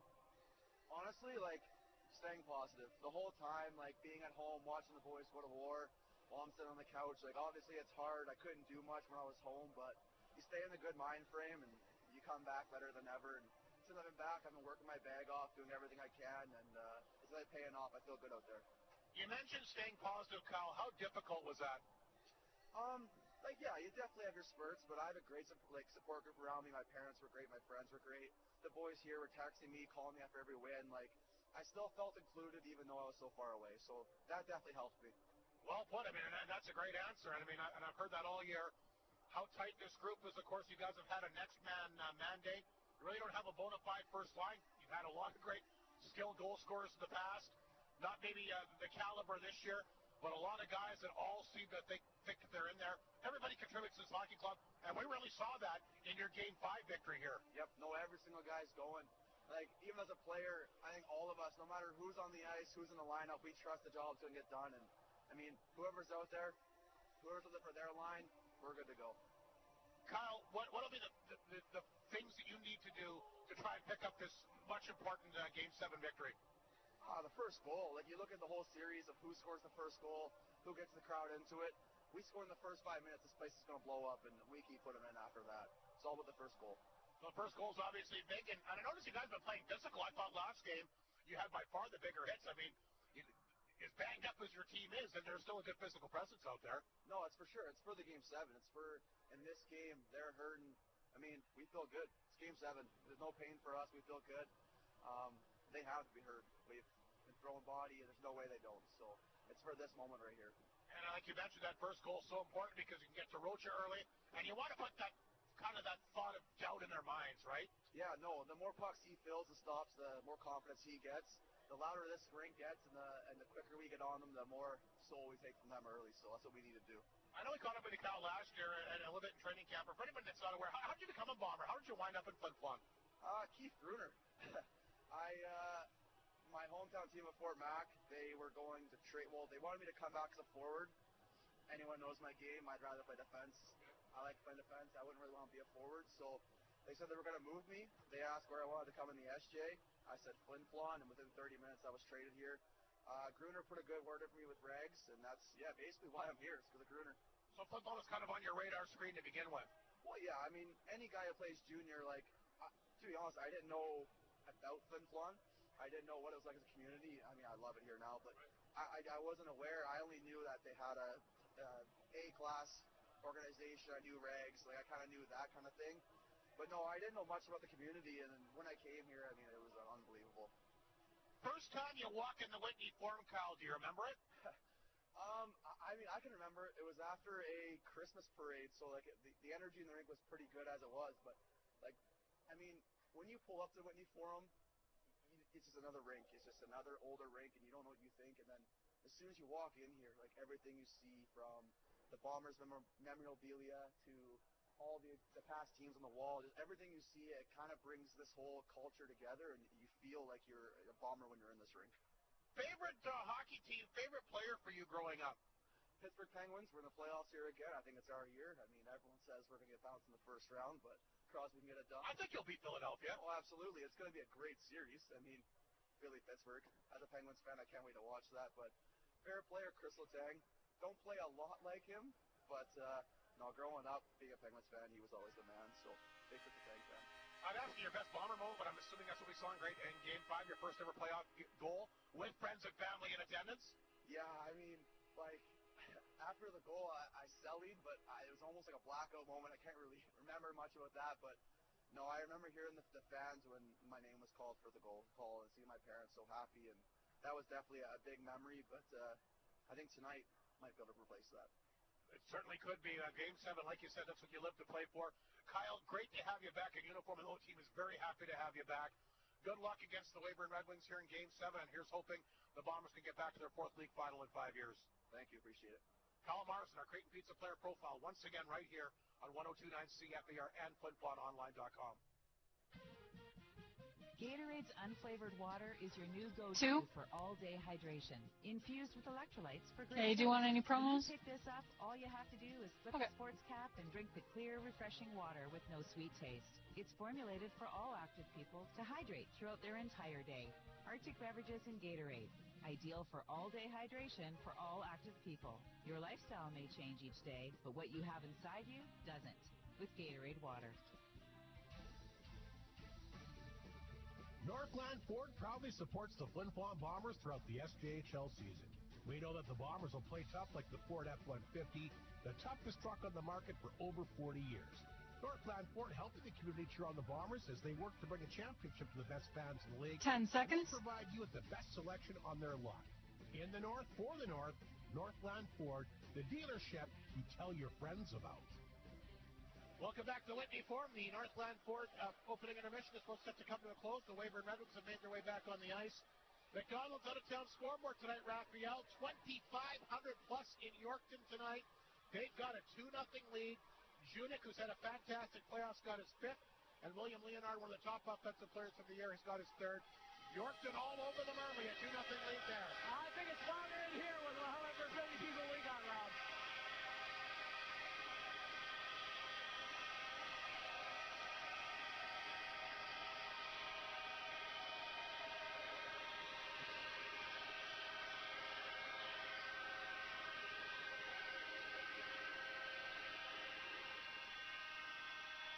You've seen all these teams up close. Yorkton's fastest team in the SJHL, pretty much. Probably. I would think so. I think Yorkton speed-wise, yeah. Anyway, 2-0 lead for them, and that's only midway through the opening period. Manitoba Junior Hockey League Finals, both the semifinals ended early. The Niverville Nighthawks got to be the favorite, the number 2 ranked team in the country almost the entire year. They'll get Verdun. That should be a good series. That will open up in Niverville on Friday night. And is this the last night for the NHL regular? No, tomorrow night's the last night. Tomorrow night's the last night, so all the hockey draft standings are going to be going in. Some of these games really do matter if you're in the hockey draft. We'll get to the NHL scores when we have a minute. But we're ready to kick off the second period. A 1-0 Flin Flon lead. A power play goal by Wyatt Stitton. The only goal in the opening period. We expect Weyburn to attack a little bit more here in this second period. Now they come out with a nice forecheck to begin, but Flin Flon won't clear the puck out. Won't have enough for nice. And Pierce has got to hurry. Here comes Almer racing down the ice after him. But Pierce gets there in time. Feeds it ahead to McIntyre. Puck will come to center. Knutson tried to tie it up. Puck grab here by Schmidt. Across the bottom line. Blocked in, and that goes off a stick and wide of the mark. Wings come out like we thought. A little bit more of an attacking mode here to start the second period. Here comes Miller. Gets the pass back to Ulmer. Back to Miller down the right side. Miller will bring it in. A chance, and Bocha played that perfectly. Got the pad down across the post. Made the save. Rebound back of the net. Nuka had a good opening period. Tried to get a stick on that. He's tied up. He's not going anywhere. Martin's got a hold of him. Rhett Ewan in there, who I thought had the opening goal, trying to get the puck as well. Flin Flon will keep the puck in. Shot got blocked. Ewan has to go off his skate. Puck the blue line. Knocked down and held in this time by Mounier.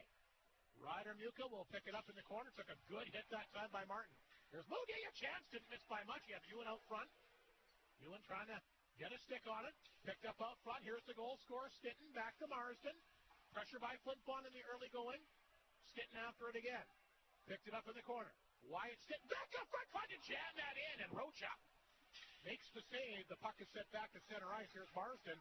Right back to Alexander. Flin Flon on the attack. Alexander, a chance to fire it on target. Kicked away by Rocha. Rebound held in by Morozov. In the corner for Stitton. Can't knock it down. Wings play it ahead. Here's a pass to center. Picked up by Burgess. He'll drop that one back to Monroe. The former Stampeder and Melfort Mustang. Will Monroe, a good hockey player, got that one in deep. Marsden in there, tries to pin that up along the boards. A lot of beef in there, some big boys. You got Bruce and Marsden for Flin Flon, and you got Monroe and Burgess, who will force the face-off inside the Flin Flon zone. 18:02 to go, just underway in the second period here tonight. And we'll get to those NHL scores. Going to be very exciting this year. 3 Canadian teams in the Stanley Cup playoffs. Yeah, the old-school Adams division matchup, Buffalo and Boston. I really wanted Montreal to get Buffalo, but Boston-Buffalo, that'll be a good one, too. And, yeah, that Pittsburgh-Philadelphia series should get Patrick interesting. division. Patrick division, yeah. Everything with the Islanders and the Capitals in the other one. Mohan to take the face-off against Leeds back in the Flin Flon zone. Weyburn wins the draw. Knutson swats at it, but the puck will stay in. There's Mohan, had the big goal for Weyburn back in game number 6. Scork got them on the board. He's always tough around the puck. Flin Flon will lift in the blue line. Held in. There's Knutson again. Back of it. There's Bouchard. Gets rid of it. Morozov will tap that one out. Baird cuts that off at center. Sends it back in wide of the net. Somebody lost a net guard out there. Knutson along the boards. Gives it to Lyle. He'll quickly backhand this to Morozov. Morozov stops at center. He has Arbery with him. Morozov hangs on. Morozov walks in. On that one, I'm not sure who it hit. It might have hit Arbery in front of the net. Morozov, another great chance here, as he seems to find his way to the net, and he's had a couple good chances again here tonight. Wings will get the puck back in deep the other way. This is picked up by the Wings, fed back to the blue line. Here's the chance. Stick save made that time by Tritt. Rebound picked up by Arbery, but he can't get outside the zone. Savage Keller back to the net. Puck on the back of the bottom of the net. Wings thought they jammed that one in there, Raphael. Tritt didn't know where it came. It came from his back and almost bounced off his helmet and in. NHL scores tonight. Speaking of Buffalo, a 3-3 tie with Dallas in the third. Rangers lead Tampa Bay 4-2 in the third. Florida all over Detroit tonight, 8-1. I think Tom McClellan gets fired this week. I really do. Wouldn't be the first time. No. Ottawa 2-0 lead on Toronto after 2. San Jose leads Chicago 1-0 after 1. And Seattle, Vegas later tonight. 16:57 to go in this second period. Already some good chances for the Wings here to try to start the game here early in the period. Off the draw. Wings will work it back in deep, back it up, but Connor Miller for Flin Flon is there. Around the boards, took a hop and a Weyburn bounce inside Flin Flon territory. Mounier knocked it down, back it in, he's got it, and he'll get it ahead. Opportunity there for Muka, but Ulmer will flip that one up on the bench, and they'll blow that one down. We'll get a face-off outside the Weyburn blue line. 16:40 to go in the second period. Shots are 14-5 Flin Flon.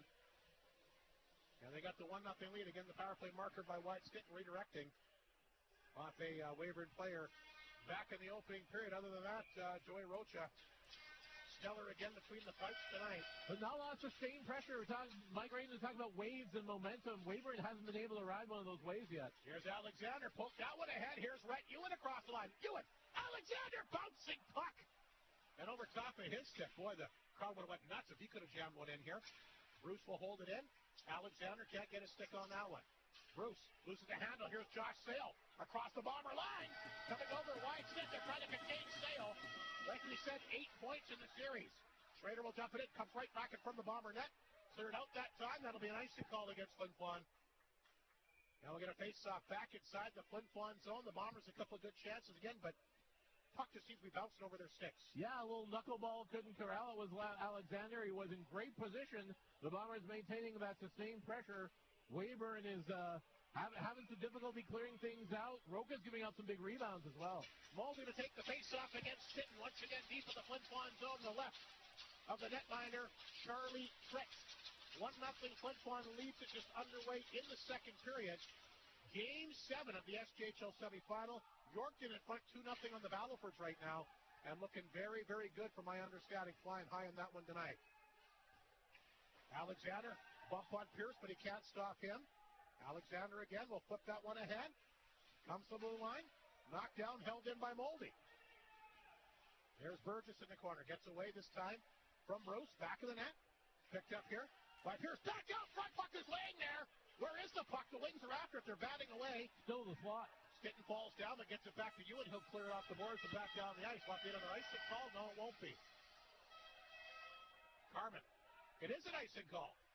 Oh, we couldn't hear anything with all the bells and whistles. I saw his hand go up there, and even the Weyburn player, Monroe, didn't know either because of how loud it is in here. But it is an ice. And Weyburn will get the face-off back at Flin Flon territory. Cody Mates talking to the referee about something here he's not happy about. Loud crowd going on there in Yorkton. You're like Mr. Yorkton, Rob. You should run for mayor of Yorkton. You should have a summer residence there, Rob. I like the town. Nice place. So I think there's discrepancy. Flin Flon, what happened here was they got guys off you're not supposed to be able to change on an icing call. Cody Mates not happy about that. I can't say I blame him. Stitten will take the face-off here against Mohan deep inside the Flin Flon zone. Off the draw! There's a chance! Walking in there with Schrader. Fritz stopped him. Flin Flon can't clear it out. There's Pierce the chance. Shot on target. Save. Rebound. Schrader. Couldn't knock it in, but Flin Flon trying to get the puck outside the zone. And they do get it out. Monroe cuts it off at center, and he'll send it back inside the Flin Flon zone. Mounier there to get it. Schrader on top of him. Played it ahead, intercepted by Monroe, but good news, Morozov knocked it from him and gets it back to Arbery. Arbery to Lees, up the wing, can't knock it down. Morozov trying to throw that back out front, hit a stick. Picked up by Doyle. Arbery got a piece, but he'll flip that one back in. Waiting for it is Baird, the Weyburn D-man, he's got it. Played it back here, here's an opportunity for Doyle. Found on it the first time, then he hit Monroe with the pass. Weyburn inside the Flin Flon zone. Knutson intercepts here for the Bombers. Played it ahead. Nobody there. And that'll be an icing call. And we'll get another face-off back at Flin Flon territory. And you can see with the increased pressure by the Wings forecheck, Flin Flon throwing the puck up desperately to try to get the puck outside their own zone. already more icings wrapped out the first 6 minutes for Flin Flon in this period than they had in the entire first period. But they have been able to clear it. They haven't had too much sustained pressure there by the Weyburn Redwings, and the Bombers a lot more physical than Weyburn so far. Set to take the draw inside the Flin Flon zone. He'll line up here against Maverick Delisle. Off the face-off, McIntyre walked it down for the wings, back of the goal. Knutson stood up hard by Sale. There's a good body check there. Knutson able to get free. Gets it around the boards there. Gets the return pass. Weyburn holds the line, though. Picked up again. The puck is left out. Here's a chance now for Morozov racing after Martin got back. They got the puck back to center. Picked off by Knutson. He'll hammer it in. Morozov shake it up. Needs to get off the ice. Martin will pick it up for the wings. Back inside the Flin Flon zone. There's Bichon for Flin Flon. Had to get back in a hurry. Weyburn player draped all over him. That fearless forecheck penalty coming up against the Bombers here. As somebody grabbed the stick there of the Weyburn D-man in the corner, trying to make out the number here. Anyway, Flin Flon's going to take a penalty here. It's going to be a hold. And Morozov on the bench. He's got Bichon, the Bomber D-man, going to go. Morozov's on the bench. He got clipped in the mouth. He's in pain. So a holding penalty against Flin Flon. We knew Weyburn would get a power play eventually. They've got one. And we'll see if they can answer the Flin Flon Bomber power play goal of the opening period. So this will be our first Jim's Custom Doors and Windows penalty kill of the hockey game. Bomber penalty kill ranked number 1 in the playoffs. Now at 86.5 after giving up 3 power play goals against Weyburn in Game 6. But have only given up 5 on 37 opportunities. Raphael don't need to be good on this one. And still be disciplined because the refs like to call 5 on 3s of these Bombers. You better be very, very careful. You're right. Wings win the draw. They've got the puck and a chance to tie the game. This is Ryland Pierce for Carman along the boards. Carman will hang on to it. Drifted back to the line. That's a rip. Good save that time by Fred. He's got the rebound as well. And a good job that time by Charlie Tripp to track the puck to make not one but 2 saves. And just 14 seconds gone. This Weyburn power play, fun to watch, Raphael. They really like to utilize everybody on the ice, and certainly will be a challenge here for this Flin Flon Bomber penalty killing unit early in this second period. Well, with Schmidt, the captain, getting right in the blue paint there, getting a good job of trying to screen Charlie Trent. I'm thinking it's going to be something ugly if the Weyburn Redwings are able to get something here. Schmidt to take the face-off against Miller. Face-off to the right of Trent. First power play of the night for the Wings, and our first Jim's Custom Doors and Windows penalty kill, like we mentioned. Wings win the draw. They'll hold the line. This is Pierce. Back to Sale. Gets that one over to Schmidt. Over skates, and Mounier will pick it up. And he'll get it down the ice. Wilson will come out, and they'll leave it there for Pierce. He'll pick it up back to the Weyburn net. 1:28. Lots of time to go for the Wings on the power play. Here comes the dangerous Ryland Pierce. Dropped it back to the even more dangerous Josh Sale. Sale across the Bomber line. Hang on, knocked away. Rhett Ewan short-handed. Here comes Rhett Ewan barreling down the ice. Ewan short-handed, trying to get a hold of it. Got tied up in front. Good defensive play by Pierce to come back and tie him up, and a good play by Ewan to get the puck down the ice. Rhett Ewan, a very impressive game again tonight. 1:03 to go in the Weyburn power play. Wings regroup inside their own zone with some new personnel. Off the ice, here comes Lucas Schrader. Dropped it back to Burgess. Burgess will get that one in deep. Back of the net, Burgess on top of it. Grabbed here by Yakimchuk. Yakimchuk trying to hit it up, but it's the Wings that work the puck. Callis Pierce out front, knocked away. Good job by Arbery. And he hits the glass, and it comes in as he let that one go. I thought, Jesus, this is going to clear the glass, or that would be a 5-on-3.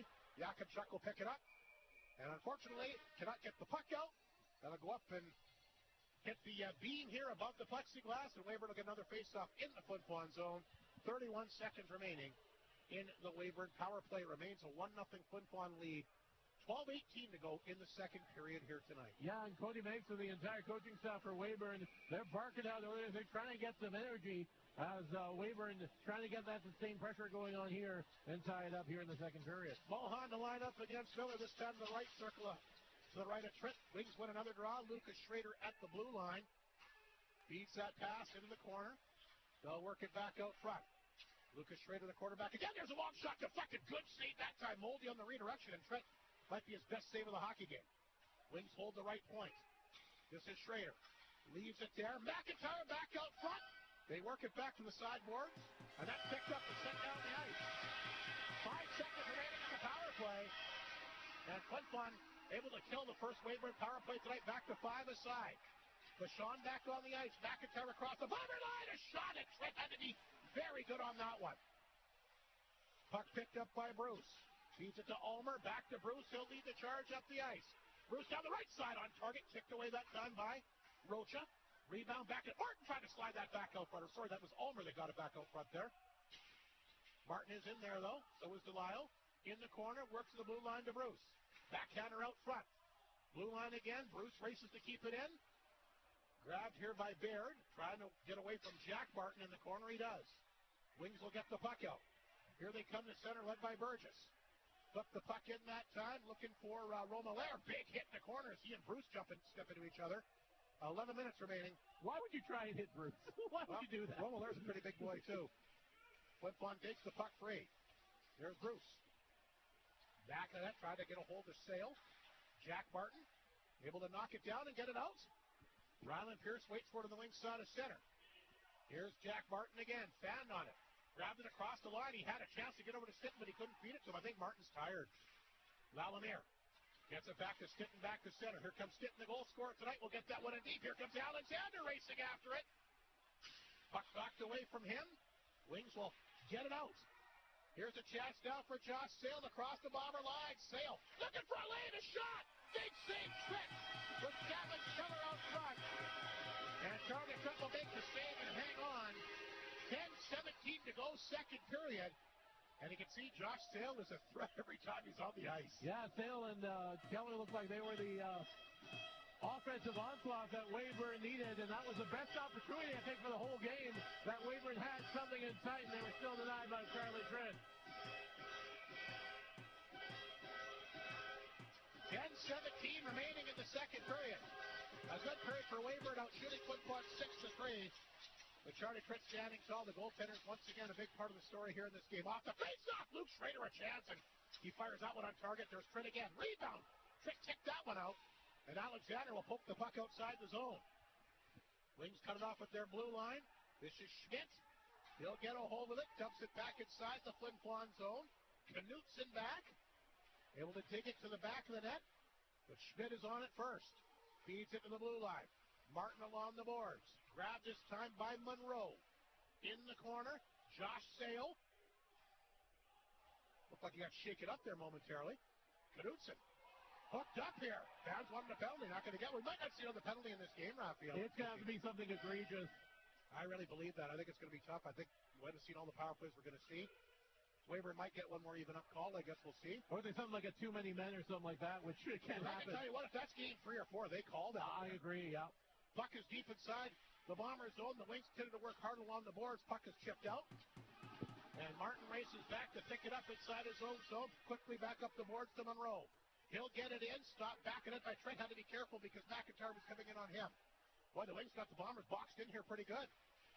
They got that forecheck going, which is a big trademark of their club. Flin Flon gets it back to center. Lees with the steal. Lees. Oh, he tried to get back out front, but a good defensive play by Doyle, and he threw a good body check on him, too. Where's a back out front? Arbery a chance, and Lees. It's a lot of discomfort here as he makes his way off the ice. Hopefully he's okay. He took a bruising hit there. Play continues. 8:40 to go in the period. Bombers already down a lot of men. Hopefully have not lost Lees. Wings can't hold the puck, and it rolls back in Weyburn territory. Lees definitely shaking up on the bench there. And the trainers on tending to him right now as the Bombers will flip it in. 8:25 to go in the second period. Looked like in his sternum. Weyburn will redirect that puck back at Flin Flon territory. Mounier after it. Back of the net. Just got rid of it. Picked up by Ulmer. Forced to backtrack. Moldy has a beeline on him. Bombers drop it back. Marston sends that pass to Mounier. Back to Arbery. He'll get a piece of it. Here's Ulmer racing after it. Ulmer trying to get in tight. Miller in there to help out as well. The Bombers get it in deep. Have not seen the puck inside the Weyburn zone much so far in the second period. Bombers trying to get something going here. Puck comes out front. Here's a chance now. Duka shoots it. Oh, Rocha robbed him out front again. Bombers, it's another turnover by the Wings in their own zone. But once again, number 72, Raphael. I know it's a little bit of a tough number for a goalie, but it works good for Rocha. Yeah, a lot of pressure in there. Morozov had an opportunity. Lees had the opportunity. One right there, and he is really keeping the Weyburn Redwings in this one. Media timeout. We'll take a break. It remains a 1-0 Flin Flon lead. The two goaltenders spectacular again tonight. It's Game 7 of the SJHL semifinal on 102.9 CFAR and FlinFlonOnline.com. Bailey Homes has 15 years experience in the North, specializing in RTM homes and foundations, and are also proud supporters of our community. They are so thankful to Flin Flon and the surrounding areas for supporting them all these years. Bailey Homes is always willing to chat with a potential customer to show what they can do for our community. Your trusted builder in the North. Visit bailey-homes.ca. Creighton Furniture understands that you don't want just any appliance or piece of furniture. No, you want appliances and furniture that make a statement. And Creighton Furniture has what you need to create the feel, function, and features you want in your home, including great prices on 10 seconds. freezers, retro fridges, and furniture with the colors you've been dreaming of. Make a statement by shopping at Creighton Furniture and Appliance Center, 688-7587. Less than 8 minutes to go in the second period. Again, the only goal. White sitting on the power play back in the first period. Puts one up 1-0. A face-off in the wing zone with Delisle going to work here, along with Lalamier, Martin, Vachon, and Knutson. Off the face-off, the Wings grab it, but Delisle quickly got it back. Delisle along the boards will try to freeze it up. Martin goes in there to help out.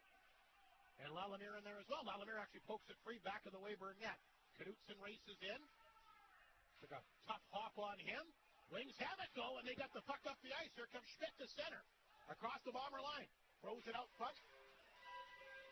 Trent will get a leg on that. Puck the blue line. Just comes out. Good work by Delisle. Here's Martin with a partial break. Martin cuts in a chance. Good save, Rocha. Rebound picked up quickly by McIntyre. Great job by the Bombers to get that puck out. Well, it's all Delisle on his knees. Here's Schmidt again for the Wings. Sale kicks out across the Bomber line, but right on the stick that time of Fashon. Feeds it back to center ice. Ulmer. Back to Muka. Want to keep her eyes on Joey Lees here. Muka shot right on. There's a rebound. Wings clear it out, though. Bruce grabbed it at center. That's picked up by Yakubchuk. He'll drill it inside the Weyburn zone. Doyle. Can't poke it out. Ulmer after it. So is Muka. Doyle the D-man. Throws it back in the Weyburn net. Picked up by Savage Keller. And he'll drop it back in the corner this time. That's Schrader back in his own net. Finds Doyle. Up the ice it goes, looking for Savage Keller. Missed him. Icing against Weyburn. And I'm trying to keep my eyes on the bench here to see how Joey Lees is making out. Can you spot him out over there anywhere? He's looking better than he was.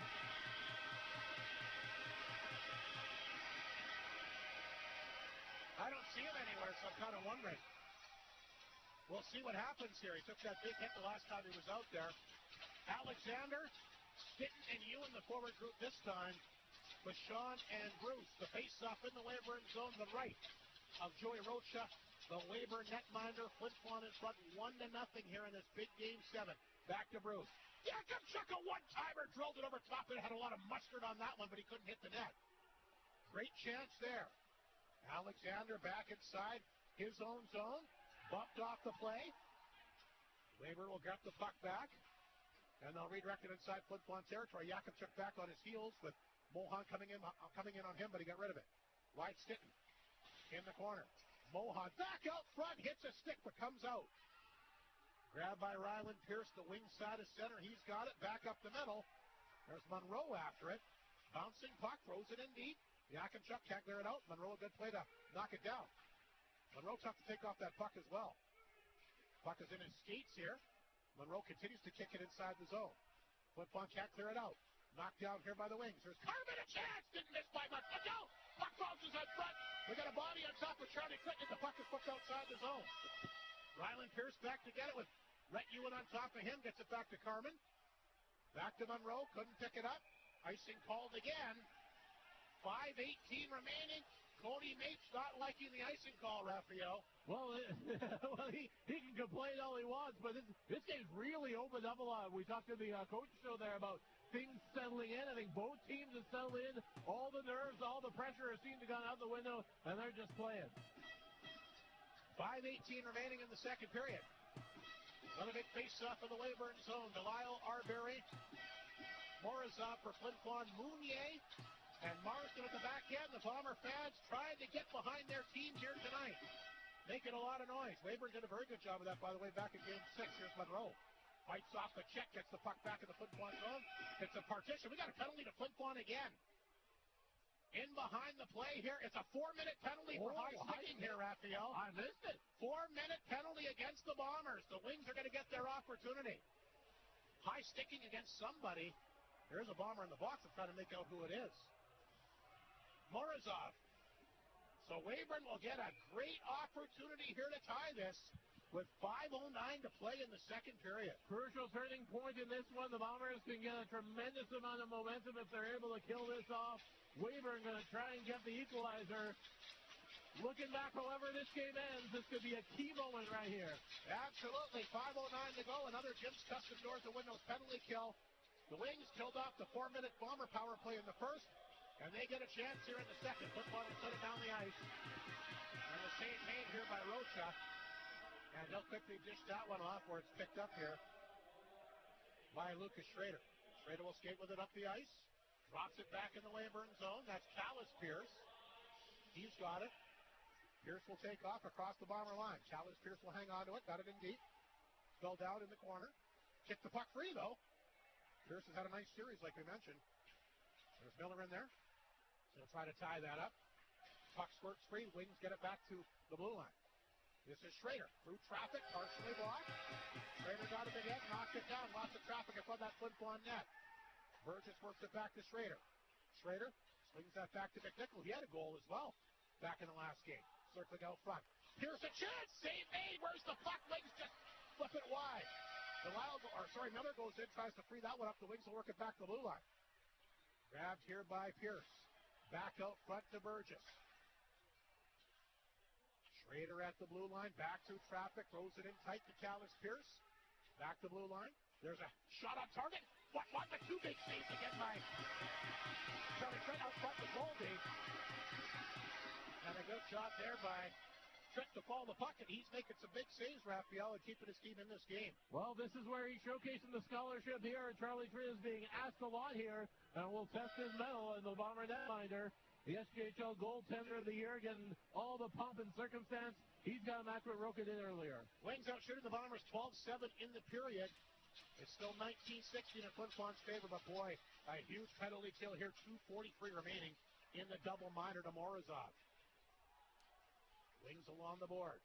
Got the number one unit out there. There's Josh Sale. Back to Pierce. Back to Sale again. Pierce has it. Looking for a lane. Gets it back to Sale. Sale swings that pass back to Stitch. Stitch fires. Good save Trent again. And they'll grab that one and hang on. 2:23 remaining in the double minor. Raphael Weyburn, really nice puck control when they win these. You mentioned it earlier. If there's ever time to win a faceoff for Flin Flon, now's the time. One thing that we were talking about Trent compared to Roca, Trent's not giving out a lot of rebounds. Yeah, he's been very, very good in that department for sure. Trent will take the faceoff once again against Miller. Deep in the Flin Flon zone. I'm not sure if we're going to see Joey Lees again in this hockey game. Normally he's out there for the penalty kill. Boy, they'd love to have him in this game for sure. Yakimchuk can't clear it out. Ryland Pierce knocked it down. Wings go to work again. Puck grabbed here by Arbery, and again the puck stays in. Here's Sale. Pierce back to Sale at the blue line. Pierce looking for a lane, hangs on, got the stick blocked, let it rip. That was blocked here, but Pierce will get it back. Now he gets knocked out on the ice, but gets right back up. Wings try to work it out front. Puck is loose and picked up here by Yakimchuk. Yakimchuk after it, gets it down the ice. A great effort there by the Bomber veteran D-man. Sale back to pick it up. 1:45 remaining in the double minor. Less than 3 in this second period. Weyburn trying to answer the power play goal by Flin Flon. Great opportunity for them as Schrader will bring the puck up the ice. He dropped it back to Pierce. This is Callis Pierce for the Wings. He gets tangled up here with the Bombers' Ulmer. The puck will come across the Bomber line. There's Vachon. Back of that for Knutson, found on it. Moldy on that one pretty quickly. Moldy got it back in there. Deep inside the Flin Flon zone. Moldy will dig it free. Back of the goal for Callis Pierce. Pierce to the point. Knocked down this time. As the Wings will hold it back in. Blue line for Lucas Schrader. Schrader looking for a lane. Partially blocked by Jack Martin. Picked up in the corner by Schrader to the blue line. Picked up here by Jack Martin of Flin Flon. Martin has got it. We'll flip that one in deep for Ulmer. 55 seconds in the power play for Weyburn. Ulmer throws it in deep. Lucas Schrader there to retrieve the puck, and he'll go right back to work here. Schrader right back up the ice. Drops it back in the zone. That's picked up by Sale. And I think that might be an icing call. It is. Burgess didn't touch it. And a big break there for Flin Flon with 40 seconds remaining in the double minor. And Flin Flon, by their goaltender, the Weyburn bench, Callis Pierce has come over. There's something that they were instructing him that they want to see here on this faceoff, Raphael. Well, we'll see how they draw it up, but you got to appreciate the extra efforts by the Bombers. Yakinchuk making that extra effort to clear. Arbery and Knutson doing the shot blocking. This is gutsy opportunities here for the Bombers trying to kill off this 4-minute minor. So the Jim's Custom Doors and Windows penalty kill will continue for another 40 seconds. Face-off back in Weyburn territory. Miller out there for Flin Flon, got tied up, and Lucas Schrader will grab it for the Wings, and he still has some time, 35 seconds to go. Dropped it back to Sale. Sale will swing up the left side. Sale across the Bomber line, hangs onto it. Josh Sale, like we said, dangerous every time he's out there to Ryland Pierce. Back to Sale. Sale throws that one in tight. Schmidt has it. Looks the way the blue line. There's a chance. Didn't miss by much. Puck came right back out front. Look out. Another penalty coming up against the Bombers here. That's going to be a high sticking penalty. Monroe took one. Mike Reagan's losing it here. Another power play for the Wings coming up. Well, this is another 4-minute penalty. Wow. Another 4-minute power play coming up here for Weyburn. The Bombers had to stay out of penalty trouble, have not been able to. And these are easy ones to call, Raphael. This is going to be 5-on-3 for the next 11 seconds. Oh, my goodness. Bombers taking some bad penalties here in the second period. You can get mad at the officials all you want. Those are easy penalties to call. The big high sticks. Yes, they're obvious penalties. It's just a matter of controlling a stick, which is something that the Bombers have had trouble with, as those are back-to-back, and now the one thing that might be in Flin Flon's favor, only a minute 20 remaining in the period. If they could somehow get through that and try to get rested up here for the third. Well, definitely, and then things get started. You get started at center ice going on to the end of the period. The referee still having a little discussion here as the Bombers are trying to peel the case here, but we talked about this before the game. We talked about this. Oh, we got... So what's going on here? I don't know. The crowd responded favorably. I don't know what the... So they called a 4-minute penalty, and what's happened now? There's nothing up on the board here. The crowd cheered. They must know something that I don't. Yeah, the horns are going. And Cody Mates is not happy with the official here. I don't know what's going on here. So it looks like it's going to be just this 11 seconds remaining in the first penalty. So they called the 4-minute minor for a... Is it not a penalty now? It doesn't look like there's just one Bomber in the box. Anyway, there's still 10 seconds remaining here in the power play. Miller after it. Can he get the puck out? Yes, he can. And he's looking for the puck as the final few seconds will mow down here. That's a big break for the Bombers here. Well, you say that the referees never changed their mind, and I think they did. You know what? That just floors me. I've never seen that before. McIntyre gets the puck back to center. Obviously a big factor for football, but here comes Sale cruising it. Anyway, a chance. Deflected over top of the net. Penalty negated. Miller will get it for Flin Flon. 50 seconds to go in the second period. Feeds this one back to Stitten, who's got the only goal of the hockey game. Oh, he took a good body check from Schmidt just below us. Wings are fired up now. They get the puck back to center ice. They'll chip it back in. There's Schmidt after it. Yakinchuk around the board. Monroe waits for it. Stops. Fires. Hits the leg. Comes out front. Grabbed by Muka. 27 seconds to go. Muka by himself. Doyle cuts that one off. Delisle looking for the puck. He'll pick it up. Maverick Delisle throws that out front for Lalamier. Lalamier chopped it in deep. Delisle, a big body check on Baird back in the Weyburn net. Here comes... Oh, Muka, look out! He's going to get a penalty here. That one will be called. That'll be a mean call, I think. We'll see if this is 4 minutes, Raphael. I think it's going to be a kneeing penalty against Muka. It's only 2 for a kneeing penalty. So Weyburn will get a power play after all that with 7.6 seconds to go. And boy, Flin Flon, they got to be really careful here. They're making these calls easy for the referee. This has been a wild past few minutes here as momentum has swung back and forth.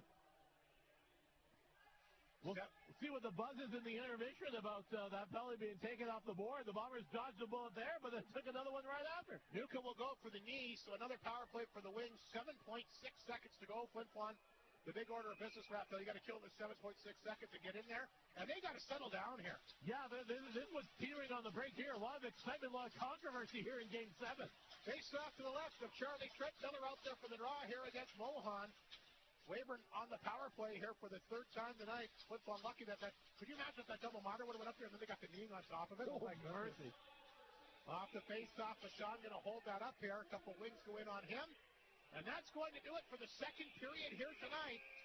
And Weyburn will have almost a full 2 minutes on the power play when they come out for the third period. Flin Flon leading at 1-0. But Weyburn getting some good chances in the second period. Yeah, a lot better opportunities there for Weyburn. I thought, like we were saying, they settled down a bit. I think they were kind of a little tentative there late in the first period, and things opened up here, but now the special teams are going to decide this one, it seems. And I don't think Lees is on the bench, Raphael, is he? I haven't seen him. I thought it was behind there with the strainer. His night might be done. Anyway, second intermission show coming up momentarily. Hang around here on 102.9 CFAR and FlinFlonOnline.com. It's anniversary month at Shane's, and Samsung is here to help celebrate the occasion with tons of great... 3, and then it's the second intermission with the co-op. Samsung Smart TVs, or boost your audio with their wireless speakers. So technically 4? Movie night. You can customize your kitchen with one of Samsung's efficient smart oven ranges and a spacious refrigerator to optimize your cooking. Come see why Samsung is making anniversary month at Shane's in the Otenica Mall unforgettable. Shane's. Watch, listen, play, connect. Northland Ford proudly supports the Flin Flon Bombers throughout the SJHL season. We know that the Bombers will play tough like the Ford F-150, the toughest truck on the market for over 40 years. Northland Ford helping the community cheer on the Bombers as they work to bring a championship to the best fans in the league, and they provide you with 10 the best seconds selection on their lot. In the North, for the North, Northland Ford, the dealership you tell your friends about. And welcome back to the second intermission for the co-op. We'll be brief. We've got a long interview coming up here with our Bomber Legends series. No goals in that period. Shots, again, were 14-7 Weyburn. They were on the power play for a good chunk of it. Flin Flon been able to hold them at bay so far. The Wings a two-period total of 18 shots. Flin Flon a two-period total of 19. The big thing for Weyburn right now, the minute 53 in that power play coming up. It was strange. The referee had his hand up, Raphael, the 4 minutes for the high stick. Decided to change his mind. Maybe somebody else's stick came up and hit him. Maybe it was one of his own players. I'm not sure. Anyway, they changed it, but a late penalty to Ryder Newcomb will give Weyburn I expect them to really come out guns a-blazing here to try and score here early in the third if they can. The opening faceoff being at center ice, that's going to be a crucial faceoff. The Bombers can win that, and they can tick down some crucial seconds. We will see what happens when Flin Flon leads after 40 minutes of play in the playoffs. Been a recipe for success, a perfect 5-0. When Weyburn trails after 2, a record of 1-4. But certainly, it's the one goal tonight. We knew goals would be tough to come by, and they certainly have been. For the Bombers, some good chances, but have not been able to vary on some other opportunities. But Joey Rocha, once again, very good, as is Charlie Tritt. The two goalies, the two best players on the ice here in the first two periods. Yeah, no question about it. Keeping everything honest in front, and Weyburn getting a lot more opportunities in tight. Charlie Tritt, great rebound control again tonight. Ray Neufeld's 67th birthday today. We celebrate with an interview with him from the past. The Bomber Legends series is next. More of the second intermission straight ahead from the fabulous Whitney Forum on 102.9 CFAR and FlinFlonOnline.com. In 1927, Hudbay began and then grew with properties under exploration, development, and operation. Hudbay is proud to be a sponsor of this year's Bomber Playoff broadcast. Through active participation, bursaries, and donations, Hudbay is proud to continue its 99-year history of supporting the community, its organizations, and its people. Hudbay wishes the best for the Bombers and its fans, built on the strengths of today and tomorrow. Good evening and welcome to our second intermission. And as promised, our Legends series will continue here on these Creighton Furniture Flin Flon Bomber broadcasts. Going to be joined by another Bomber from the proud Western Canadian Hockey League days, and another Bomber who stood up with them for their final year in the Western Canadian Hockey League, which would have been between 77 and 78.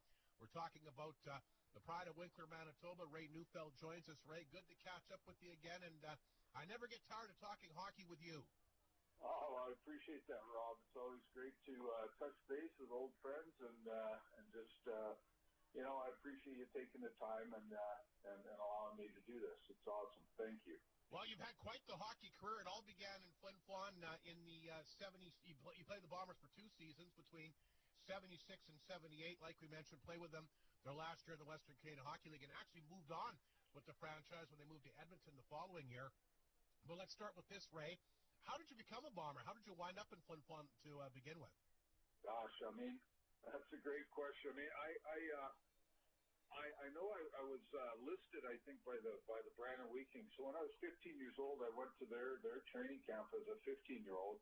And then as a 16-year-old, I didn't go anywhere. And then at 17, I had a bunch of invitations to go to various different camps. And for whatever reason, I just chose Flin Flon. I really don't know why.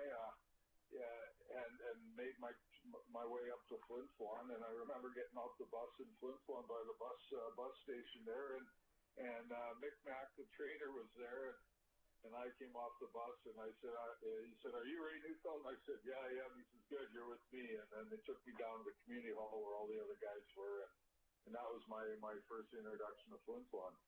Well, what was it like playing for the Bombers? I know that it was an interesting time. Like we mentioned, you played with them their final year in the Western Canadian Hockey League, but you had some pretty decent numbers, Ray. You had over 100 points with the Bombers in the 2 years. I know you guys traveled halfway across the country. I was told when you'd go on like a Western road trip, you'd be gone for almost a month.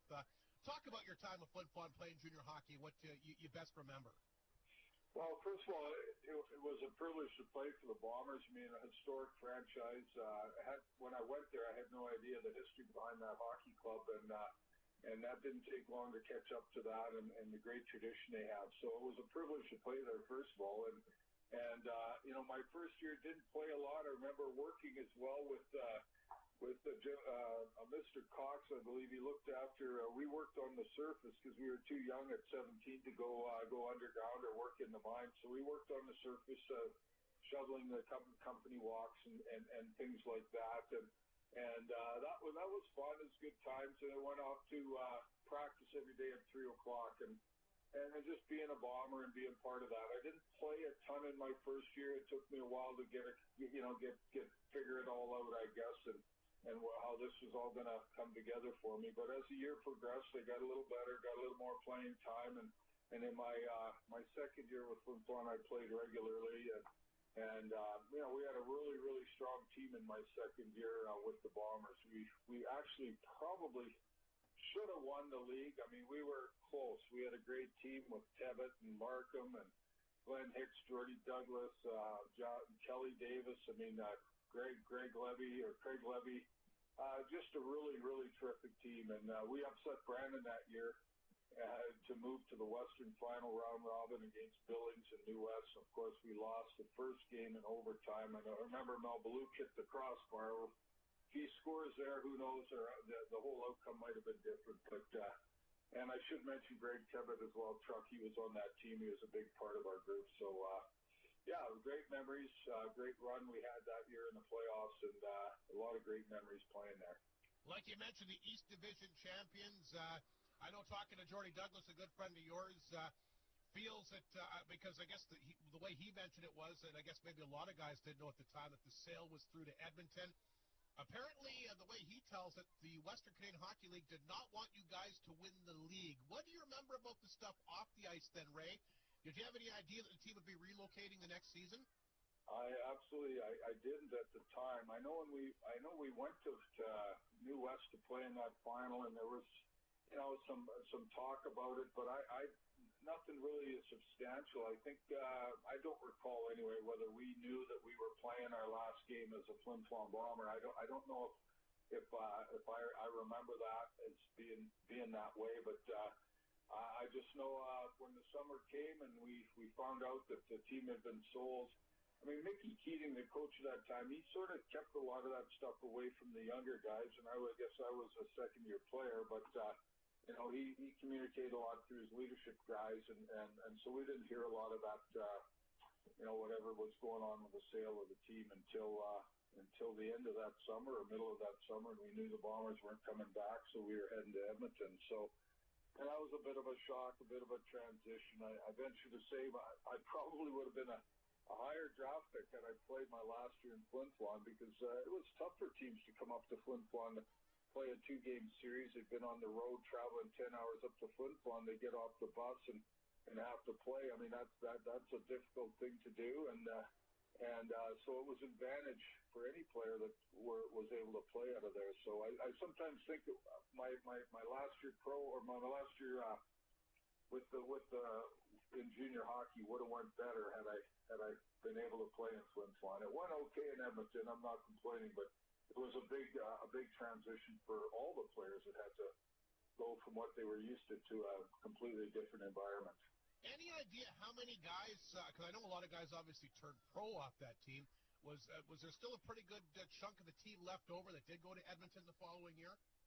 Well, they reasonably. I remember Stevie Blue. He was on that team too. My last year in Flin Flon, a great player from Los Angeles, and so me, Craig Levy, Stevie Blue, Mel Baluk, Terry Davis, if I remember right, Box Davis as well, 2 Flin Flon boys, part of the Davis family. Of course, Kim, their older brother, and those are the guys I remember. Pat List started with the team. I don't believe he finished with that year. He didn't stay the whole year. Ray Carlson as well. He was up there. So that was about it. There's maybe 8 of us that went up from that team and started with the Edmonton Oil Kings. Of course, Wild Bill Hunter, the legendary Wild Bill, was the general manager of that team, or the owner maybe. I guess he would have been part owner of that team. So, that was some interesting times in Edmonton, to say the least. An interesting time to be a Bomber, too. Like you said, you won the East Division. You mentioned all those great players, Ray, but was it still a bit of a surprise the way the team came together to win the East Division that year? Because from my understanding, it was you weren't really pegged to do that. No, and that's correct. But the way I thought Mickey Keating did a wonderful job of that team, and when I look back on it and what how he made a few trades that gave us some muscle on our team. So we had guys like those unsung heroes that played on our team, like a guy like Guy Bomer. He was a tough guy, but I mean, it gave all of us an extra 6 inches on our skates when Bomer was on the ice, because he was tough. He was a tough player, and we acquired Mario Botlick. We acquired Greg Tebbett that year. We acquired Mike Paneluk as well, and also the goalie Larry Lazinski, who was just sensational throughout the whole playoffs. So I think the ads that we did that year and to make our team what it was, everybody sort of fell into their roles, and thankfully we stayed reasonably healthy till we got to the Western Final. Then we were a little banged up for playing in that round robin. But guys like Markham and Jordy and Glenn Hicks had great years, and Kelly Davis was a stalwart on the back end. So we had the ingredients to be a really good team. And Brandon that year was an outstanding team, and best team in the country, in fact. And we played them head to head and managed to upset them in their barn, and that was a huge win for our team that allowed us to make it to the Western Final. Well, it was a great year for the Bombers to go out, for sure. Of course, you went on to play professional hockey for a long time, most of it with the Hartford Whalers. I know you're a proud Whaler today, and I know you were fond of. I know that you look back fondly on your time playing with that franchise as well for much of your professional career. Yeah, it was special. I mean, to be drafted, I remember Jordy was somewhat instrumental. I don't know much he's told you that, but I know he got a phone call one day from management, because he had already played a year or two. I think it was a year now with the Whalers, and they called to ask about me, because I mean, I was a bit of a free spirit. I like to have fun away from the rink, so they just want to make sure what they were drafting, and he gave me an endorsement. So the Whale picked me a fourth round, 81st overall, and it took me a little bit to find my feet in Hartford. I won't lie, it was a tough little. It took me really about 3 years to get established. My 4th year, I found my way and started to established myself as a real strong NHLer, and really didn't look back from there. Had 4 25-goal seasons in a row, and then had a couple where I had 18 goals, I guess. So I was a pretty consistent player throughout my career. I take a lot of pride in that. I played a lot of games every year, wasn't injured a lot, and was able to contribute and help the team have success. And I'm assuming you must have played with another former Bomber, Blaine Stunton would have been around there too, right? Yeah, I mean, what a wonderful guy too. Stafford was fun to be around, and a lot of guys don't realize, maybe they do. I mean, he's just a great teammate and a really, really terrific goal scorer. And he had big years in Hartford. I think 3 or 4 years, maybe it was 5 actually, when he even got traded to the Rangers. But yep. He could really score, Blaine, and sat beside him in the locker Okay, I'm room. guessing I hit fade. Just a fun guy to be around, fun guy to. No. I'm just saying when you tell me. With after games, but in the rink as well, and just his attitude and what he brought to the team. It was a pleasure playing with him, and he taught me a few things about goal scoring, and I'm forever thankful for the tip he gave me, especially on how to beat goaltenders in the shooting through the 5-hole. He gave me a big tip on that, and it sure paid dividends for me. Now, do you think that maybe, obviously, I know you're a special bond when you play with different guys, but the fact that you guys both played in Flin Flon, was that something that kind of drew you together, do you think? I think it does with any player that was a Bomber, to be able to play in Flin Flon and the history that we had there, and just, the community, all the memories that we have being a Flin Flon Bomber. Nobody took it lightly. It was incredibly special to be a Flin Flon Bomber.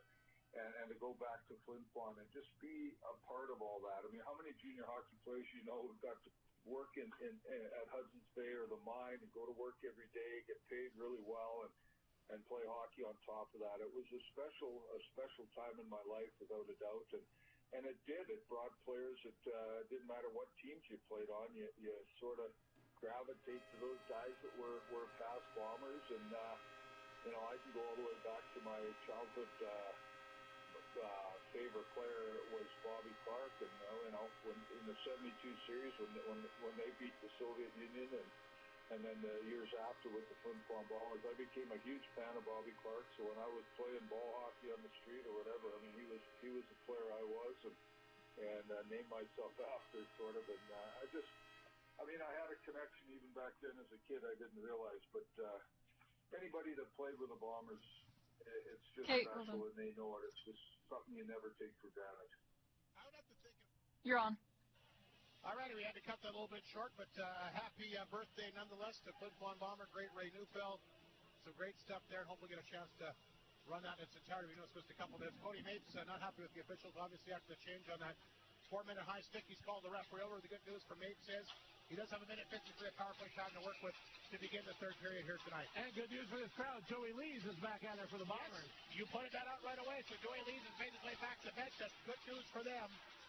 Stinton, Miller, Bashawn, and Knudsen, the penalty killers. Schrader, Schmidt, Mohan, Pierce, and Josh Sale, the power play unit here for Weyburn. It's a 1-0 Flin Flon lead. Pierce goes down. It's the puck free, though. Mohan's got to go back and get it. He'll pick it up back. It was done a minute 40 to go in the power play. Just underway in this third period. 4th power play of the night for the Wings. That hits Stinton's skate, comes back inside the zone. Pierce will pick it up once again back on it. He will be the big table setter here for this power play. Here's Ryland Pierce. He'll swing the pass to Josh Sale up the wing. Sale's got a good head of steam. Goes, Watson, a shot. Save, look out. They jab away. Comes back out front. Ryland Pierce on top of it. That got blocked by Arbery. Reed Arbery will pick it up for Flin Flon. He'll get it back to center. Now, Reed Arbery's had a fabulous year. Great Viking Cup. Does so many things well, but I think one of the underrated things, Raphael, how good defensively he is. He's got a couple of big shot blocks so far in this game. And he had a lot earlier in the series as well. That was a big one there. Wings will try to get it back at center. Less than a minute remaining in the power play. They get the puck in deep. Knudsen found on it. Got it in the corner, though. Here's Bashawn. Bumped off the play. Puck comes to the point. McNichol will hold it in. Throws it in. Like we said, made his playoff debut against the Bombers back in Game 6 and had a big goal in that hockey game. It was a power play goal, by the way. Martin to the blue line. Lucas Schrader holds it in. This is Callis Pierce back to Schrader, the one-timer. It's that time right. Ewan blocked that one. Puck right around the boards. Right back to Callis. Pierce will knock it down again. Wings continue to patrol the blue line. McNichol dropped it back. Schrader looking for a lane. McNichol top of the right circle. Off the stick over the glass and out of play. And I think that might have hit a Weyburn stick, so the faceoff should come outside the Bombers zone. Black crashing and banging activity in front of Charlie Tripp, but the puck's not getting there. By the way, the other game tonight, 3-1 Yorkton with 7 minutes to go in the second period. They did have a 3-0 lead. Battleford has scored. The other SJHL semifinal, of course, going the distance as well. The faceoff will stay in Flin Flon territory. Dallas Pierce will take the faceoff against Wyatt Stitton deep in Flin Flon territory. Off the faceoff, puck will come out. And Schrader's going to go down the ice and get it. Here comes Connor Miller barreling in on him. Schrader dropped it back to the Weyburn net, picked up here by Callis Pierce. He drops that one back to Sale. Sale in his own zone. 5 seconds to go in the power play. Weyburn running out of time here. Here comes Sale to center. The smooth skating Sale across the line. Still hangs onto it. Drops it off. They throw it back out front to the blue line. Carbon will keep it in. We're back to 5 aside, but the Wings get the pressure going. They get that puck in deep. Yakimchuk along the boards to Stitton. Somebody broke a stick there. It's Stitton, I believe. Nice job by Bruce to knock that one away. Miller will slide the pass back to center. Here comes Ryder Muka. He was in the box there for that penalty. Gets that back to Delisle. He goes nowhere. Puck picked up here by Monroe for the Wings. He'll get to it, flip it back inside the Flin Flon zone. Mounier back, but a good penalty kill by Flin Flon. Weyburn now 0 for 4 in this game. Jim's Custadors will win those penalty kills. Been strong for Flin Flon so far. Needs to be buried. Back to Schrader. In deep, there's Marston for Flin Flon, tied up. Puck goes off his skate to the corner. Wings coming again, hard here in the third. Good pace to start this third period. Jam-packed Whitney for him here tonight. Bombers with the 1 goal in the opening period. Holding up right now that power play goal by Wyatt Stitton, but the Wings pressing here. That's Monroe back to the Bomber net. Will Monroe, that championship pedigree, won it all with Melford. Last year, there's a shot off the glove that time, but Trent Buck on the back of the Flin Flon net. Picked up by Mohan. He left it there. There's Monroe. Pinned up by Morrison. Good play. Lalamere off the boards, but Baird waits for it. Knocked it down. There's a chance. A good save by Fred off his stick. Lalamere. Back of the net. Up the boards this time to Delisle. Delisle has got it. He'll play that one ahead. Jack Martin knocked it down. Good play across the Weyburn line. Now it's knocked away from him. Wings get it back to center. Here's Knutson. Gets it ahead here to Stitton. Flips it ahead. Cut off here by Baird. Baird will get it. They'll flip it back in the Flin Flon zone. Knutson's got to hurry to get back. Goes in there as he's battling here. The Wings will try to pick it up. They get it free. Good work by Burgess. They throw it back out front. Kicked away that time by Trent. Rebound around the boards. Martin waits for it. Along the boards to McNichol. Puck rolled deep in the Flin Flon zone. Bombers will flip the puck out. That'll be an icing call. Stitton raced after it, but they'll blow that one down with 15:58 to go. Weyburn now out shooting Flin Flon 22-19 in the game. They've got 4 so far here in the third period. And again, a lot larger part of that power play to start the period. Yeah, they're definitely pouring it on here. You talk about goaltenders with their gloves. How about the stick of Charlie Trent? He's one of the best goalies I've seen in a while. With the way he's able to maneuver and get things going with the stick and control things is where they got to go. It's very impressive. Hit to take the face-off against Stitton once again deep in the Flin Flon zone. Game 7 SJHL semifinal between these two longtime SJHL rivals. Here's Alexander for Flin Flon, his playoff debut tonight. Gets it in for Ewan. Alexander goes down. Puck picked up by Schmidt at the Weyburn blue line. He'll hit Josh Sale, and this guy can fly. Sale back across. Out front, there's a chance. Blocking that one was Miller. Ryder Muka can't get the puck out. The puck will stay deep in the Flin Flon zone. There's Yakimchuk after it. How about that shot blocked by Miller? Getting it done early in the series with his offense. It makes a great defensive play here tonight. Got that one in deep. Muka back out front. Puck will roll the blue line. Bruce a chance over top of it. Had a lot of muster on again, but he got to hit the target.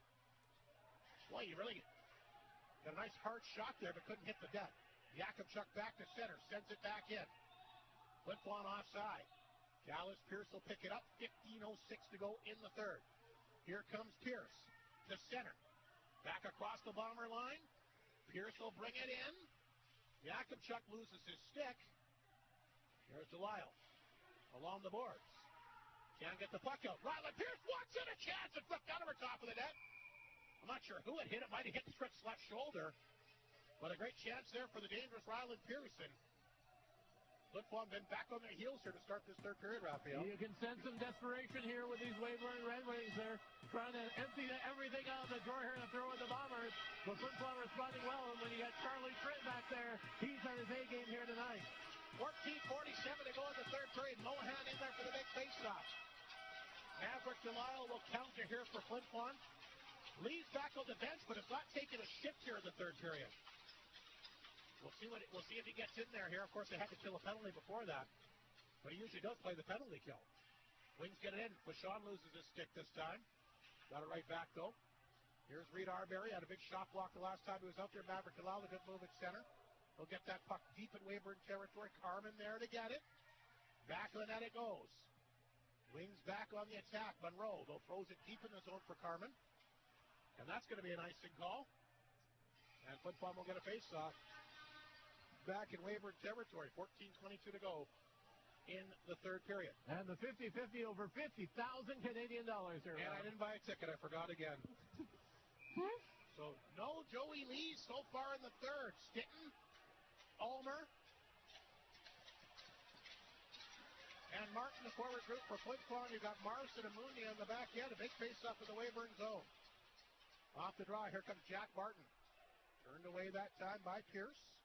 Puck comes outside the zone. Mounier will get that to Marsden. He'll hammer it back in off the glass. Here's Pierce. Redirecting the puck back to center. Jack Barton on top of it. With a nice pass that time to Ulmer. Looking for some room, but taken away by Carman. Here comes Will Monroe by himself. Knocked away at center ice. Barton's got it. Oh, he fanned on it. Mohan came back and took it from him. Mohan back across the Bomber line. Hangs on! Good opportunity there. The puck bounces out. Savage Keller for the Wings. His side of center. Played it back to Baird. Mounier will get it back in the Flin Flon zone. McNichol on top of him. Look out. Flin Flon turned the puck over in their own zone. Yakimchuk. Good job to bump his guy off the play. Here comes Rhett Ewan for Flin Flon. Try to move that one ahead. Too far for Alexander. Wings throw it to center. Puck laying at the Bomber blue line. Boy, the physical third period. Both ways. A lot of big hits. Here comes Landon Alexander.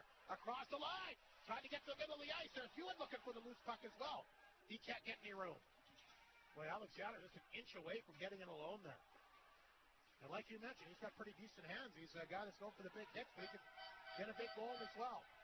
Yakimchuk gets it in deep, fights off the check. Yakimchuk, the playoff warrior himself, gets it in deep, falls down, but he'll get right back to his post at the blue line. Wings have the puck. Josh Sale, center ice, turned over. Here comes Jack Martin. Back the other way. Martin, a backhander. Kicked away by Rocha. Martin tried to get his own rebound. Knocked away by Baird. Baird in the corner, made a good move, played it ahead. Grabbed again by Sale. Sale will flip it back in Flin Flon territory. Knutson back there to get it. Knutson hit off the play. Sale picked it up to the blue line. Martin's got, there's a chance! Saved that time by Trent. Rebound grabbed by Lalamiere. Here comes Lalamiere by himself to center. Bombers will make changes. He'll dump it in. 12:24 to go in the third period. Wings throw it to center. There's Morozov. He'll pick it up. Morozov quickly across the line. Morozov, a chance! And that one off the glove that time of Rocha. Morozov. Always dangerous when he's out there for Flin Flon. I think that's offside. It is. Miller will have to get outside the zone. Wings have the puck. They'll drop that one back to Martin. He'll quickly get rid of it. Chalice Pierce redirects it back to the Flin Flon zone. Mounier there to get it. In the corner for Arbery. Arbery up the boards, moves it ahead to Miller. Flin Flon two guys away. Drop pass this time to Ulmer. Back of the net. Pierce got a piece of it. Miller will follow in and try to tie him up. 11:41 to go. Boy, this has been a quick third period tonight. Not a lot of whistles at all. Ryland Pierce will dig it free back to the Flin Flon net. He'll take a look. Ulmer watching him out front. Yuka gets in there now, and now they'll move it. That one will go back down the ice. Icing negated. Flin Flon will get the puck out. Cut off by Baird. Played that one back to Doyle. Here's Muka on top of him. Good job by Muka to get in there deep. Muka trying to get a big hit there. Ulmer comes over and hits his guy. That'll get the crowd going. Baird, the Weyburn D-man, will play it ahead to the blue line. Knocked down by Bruce. Just holds it in. There's Muka around the boards. Yakimchuk will snuff this one out. Throws it in. Ulmer back out front to Stitton. He's held up along the boards but works it free. Yakimchuk beats that one back to Bruce. Bruce through traffic. That redirects that time off of Moldy, but puck will stay in play. Good work by Muka here in the corner. You're having a good shift here. Flin Flon trying to get a big chance here and looking for that big insurance goal if they can get it. 10.5 to go in the third. Muka holding his ground here. And finally they'll blow it down. But a good shift by Muka to keep at it and keep that puck in there. Now Flin Flon will get a face-off inside the Weyburn zone. Yeah, great goaltending going back and forth. They're all pouring it on here. You can sense it's a Game 7, and this crowd is trying to spur the Bombers on to get into the finals. 10.5 minutes remaining in the third period. Shots are 7-2 Wings here in the third. Flin Flon starting to get a few chances here.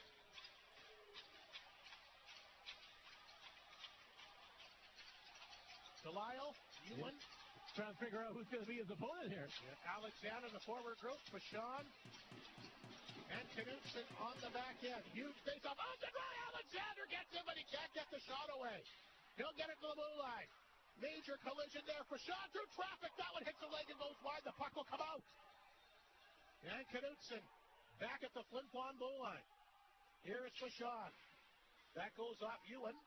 Wasn't sure where it was. Now Maverick Delisle has it off the glass. Knocked down here. Ewan will pick it up. Ewan after it, a chance. So that goes off the stick over the glass and out of play. Weyburn blocking a lot of shots, Raphael, in this third period. Yeah, both opportunities. They don't want even the puck to get to their goaltenders. Alexander's had 2 or 3 great shots in tight. Probably see that the rolling puck going on. He's never been able to corral it and get it flat and get it towards Richter going on here as the crowd's trying to spur the Bombers on with just over 10 minutes to play. And it may not be over at Yorkton yet. Battleford's faded a 3-2 hockey game in the second period. Well, we got April awesomeness is March Madness here in the Final Four. Miller to take the face-off against Mohawk inside the Weyburn zone deep. There's Reed Arbery. Carman has him pinned up. And puck picked up here by Monroe. Monroe knows how to win big games in this building. He'll throw that one in deep for Mohawk, part of that big Melfort Mustang club, like we said, that won the SJHL championship last year. Here comes Mounier. Works it back to Arbery. That one got blocked by Schrader. Carman has it, feeds it back to Pierce.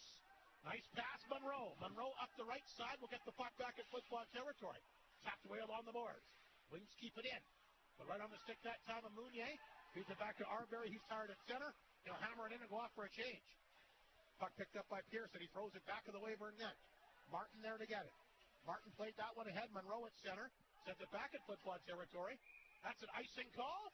9:18 to go, Raphael. And is it me, or was that a quick over 10 minutes? Well, we had a lot of penalties that are called in the second period, so I think it just kind of in comparison, everything's been really free-flowing as we get set for the fastest minute in the hockey, Rob. Media timeout. We're coming right back here. Don't miss it. Game 7 of this SJHL semifinal. This thriller will continue from the fabulous Whitney Forum on 102.9 CFAR and FlinFlonOnline.com. Cross everything off your list and save while you do it at the North of 53 Co-op. Oh, okay. Literally bring it home. Co-op Gold sliced side bacon is on for a sizzling $5.99. 23 By seconds, the bakery 22 seconds. for varieties of bagels for just $4.99. As you walk into the Co-op, take advantage of their seedless grapes on sale now. And if you haven't tried it yet, now is the time. Whole 10 seconds. Brisket, waiting for you for just $5.99 a pound. Be it a cart or a basket, built with freshness at the North of 53 Co-op. You're at home there. 3-3 now in Yorkton. The Battleford Stars have stormed back. It was a 3-0 Yorkton lead.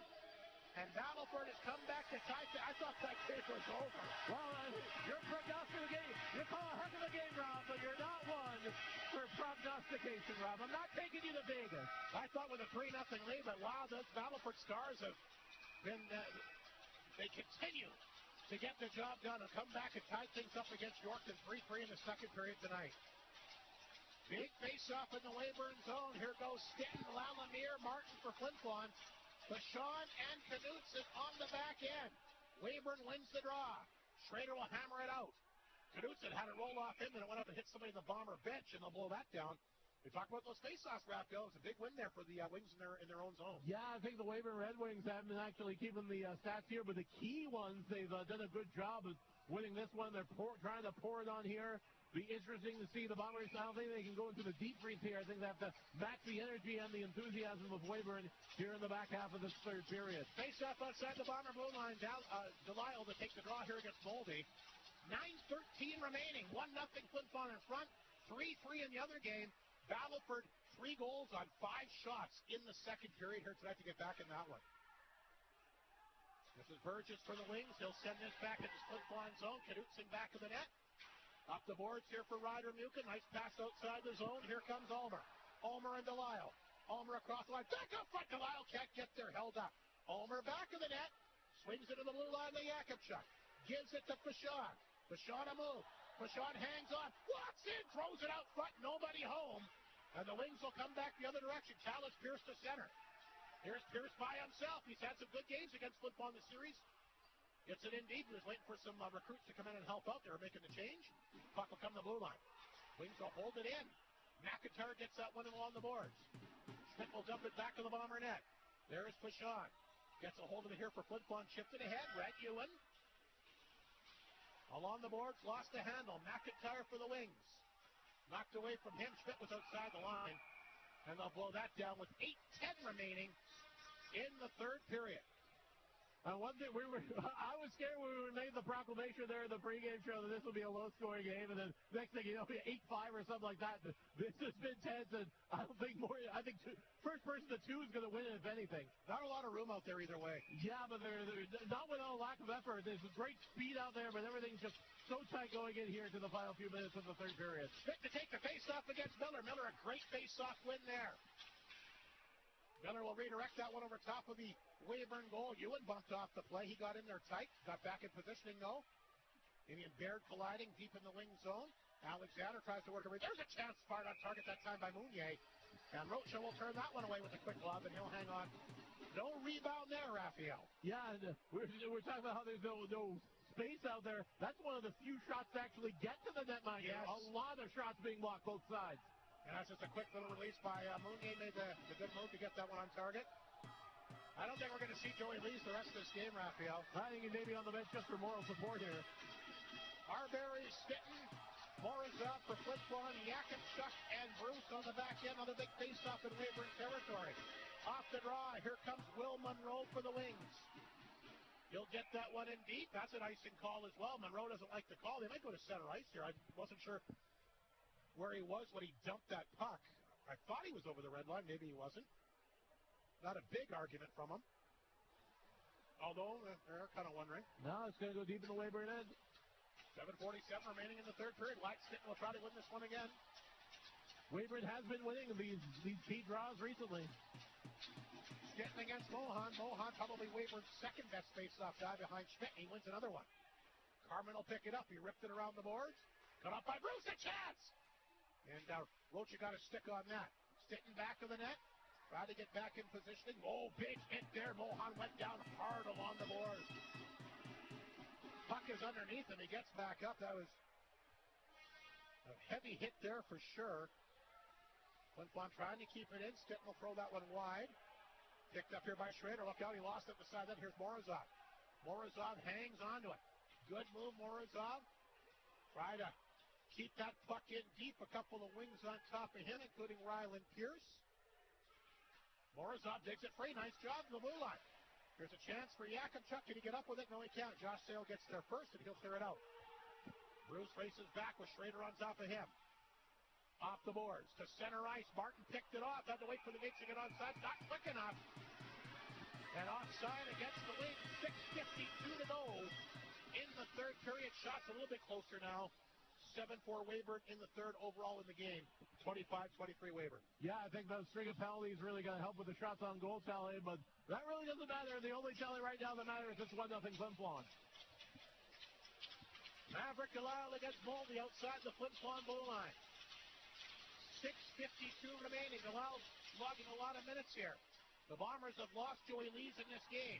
Martin hauled down. You're not going to see a penalty here in the third period. The crowd can yell all they want unless something really happens. Here's a steal back of the net. Martin looking for the puck out front. Can't knock it down, but Miller can. Miller a chance on target.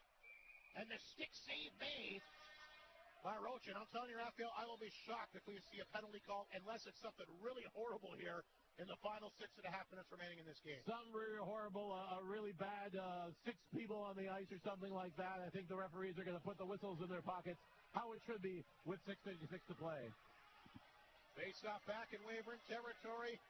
Miller going over strategy here with Ulmer. Muka, Pashon, and Knutson. Schmidt set for the big face-off in the Weyburn zone to the right of the netminder, Joey Rocha. How good is he? At the face-off, a chance for Miller! And he goes wide along the low left-hand post. Flin Flon looking for that key chance and tight. They got it, but they missed the net. Pashon, he can't knock it down. Here's Ryder Muka chance. That got blocked by Martin. Picked up here by McNichol. He'll get it to center. Back across the Bomber line. Quickly knocked away by Knutson.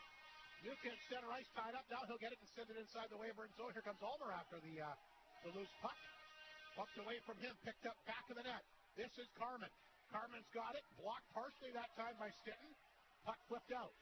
Ulmer still out there. Oh, a great steal here by Stitton. Wyatt Stitton across the line. Here's Wyatt Stitton. A chance into the glove! And Rocha reaches up and grabs that with Alexander out front hoping for a redirection. Yeah, great job by Rocha there to cut off the angle that was thrown at the net at a very unique angle. I like what the Flin Flon Bombers are doing here. Nothing too cute, not a lot of passes, everything going on net. 5:53 remaining in the third period. The crowd is into this one tonight. I'd say 13 or 1,400 in attendance again. As Wyatt Stitton gets set, every face-off for Stitton now is huge late in this hockey game. Lining up here against Mohan. Off the draw. Alexander can't get there. Here comes Pierce for the Wings. Back to the Flin Flon line. Morrison, nice job to feed it ahead to Ewan.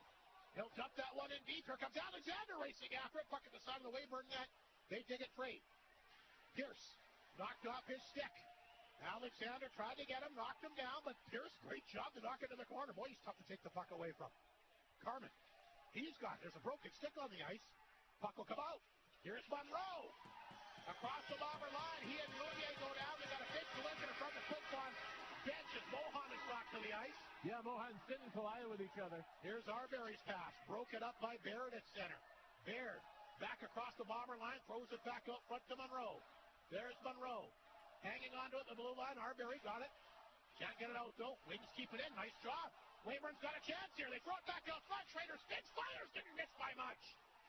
Picked up by Arbery. Off the glass. It'll be an icing call against Flin Flon. Less than 5 to go.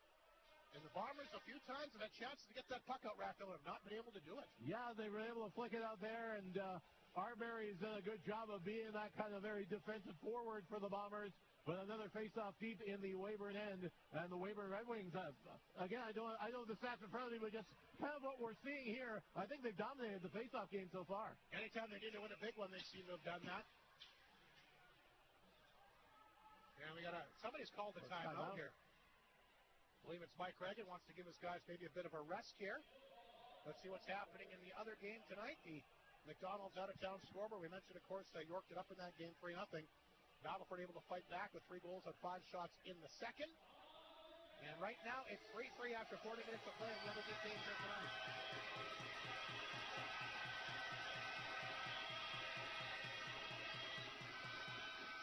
.453 to go, Raphael. But right, at least at this juncture, the biggest face-off of the game. Yeah, this one's going to be huge here. You can feel the tension on there. Both teams really want it. Flin Flon just seems to be a little fresher, I think, rolling those lines. You're seeing Monroe, you're seeing Sale play a lot for the Weyburn Redwings. I think Mike Reagan's just keeping everything flowing for the Bombers. And they're going to have Miller out there, their best face-off man. Not much of a surprise at all. And it'll be Schmidt, the best face-off man for away. Or they're going to let Sale take the draw here. Interesting. Face-off inside the Flin Flon zone to the left is Charlie Fritt. Big draw off the face-off. Here comes Rhett Ewan charging outside the zone. He does his job. He gets it deep. Sale back to cut it off. And you're right, we're going to see a ton of Sale, as well as this line for Weyburn. Their number 1 line is going to be out there a lot as they'll get the puck in. Sale cruising in there. And, of course, the hat trick for the Wings in that Game 6 victory just a couple nights ago. 8 points in the series. Puck knocked down by Carman. Can he hold the line? Yes, he can. Here's the blue line. There's a chance. Off a stick goes wide. Arbery. He'll pick it up. Miller. Can't knock it out. Weyburn holds it in. Hooks up his guy. Boy, if that's earlier in the game, that's a penalty. Lalamier tries to get a hold of it. He's a front there. Here's Lalamier by himself. Lalamier without a glove now. Trying to get in tight here. Here comes Callis Pierce the other way. Wojtacek gets it back in deep. There's Bruce in the corner. And Stitton will come back and pick it up. Less than 4 minutes to go. Wyatt Stitton at center. He'll flip that puck in and try to chase it down. Stitton after it, try to poke that one back out front. That's Martin back for the net. Wings have it. Around the boards it goes. That's Schrader back to the net this time for Monroe. To Martin. Feeds it ahead. Here comes Burgess to center ice. Ulmer picked his pocket, and he throws it back in. Lucas Schrader knocked it down.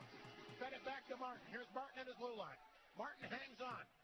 Gets it to Burgess. He'll poke it back in the zone. Now Marsden there can't grab it. Mounier up the boards. Puck will come out. Callis Pearson gassed, or make that Ryland Pearson gassed. Delisle will try to zero in on him. Ryland Pierce up the middle of the ice. He finds Mohan. Gets it back to Monroe. Monroe along the boards to Burgess. Look out off the shoulder of Trent. He's got it. Ooh. 3:05 remaining. Great chance there by the Wings on a broken up play. Rolomir's glove is still sitting inside the Weyburn zone.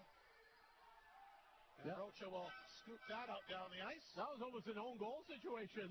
Charlie Trent had to be laser focused. He really did. 3:05 remaining in the third period. A 1-0 Flin Flon lead. The power play goal by Wyatt Stitton. The only offense in this hockey game. Well, it's 1-0. It's been a very entertaining game. It has been. Two fantastic competitors for sure. Moldy to take the draw here against Miller. Another big face-off. Off the draw. The puck is jammed up in skates here. Dug free by Ewan. Ewan gets it ahead. Alexander, a partial break. He gets knocked to the ice again. Pierce. He may not leave the ice here the final 3 minutes. He'll get that one in deep.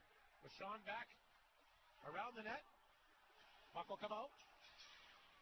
Ewan can't catch up with it. Here's Bashan. Throws that one back to Knudsen. Knudsen will take a look.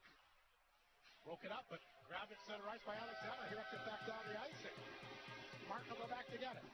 Here comes Martin. Feeds it back. Off the middle, intercepted here by Stitton, and he'll poke it back in. Lucas Schrader back to get it. Stitton will get the turnover in the corner. Stitton, back to that to Arbery. Arbery hangs on, shoots it off the helmet, that time of Rocha. Bombers work it back to blue line. Mounier, Yakupchuk, long shot wide. Puck on the back of the Weyburn net. Arbery gets it free. Might have been better off to leave it there. Here's Schmidt. Lifts it off the glass. Mounier waited for it, knocked it down at center. Wings have it. Directed it back inside the Flin Flon zone. Less than 2 minutes remaining here in the game. Yakupchuk knocked it down, had Sale on top of him. Here's Mounier. Schmidt comes over. He'll feed it ahead to Ulmer. Ulmer dropped that one back to Yakupchuk. Look out, they just get it out. Off the leg, comes back to Mounier at center. Ulmer will poke it in. 1.5 minutes remaining. We'll have to keep our eyes on this Weyburn net here, Raphael.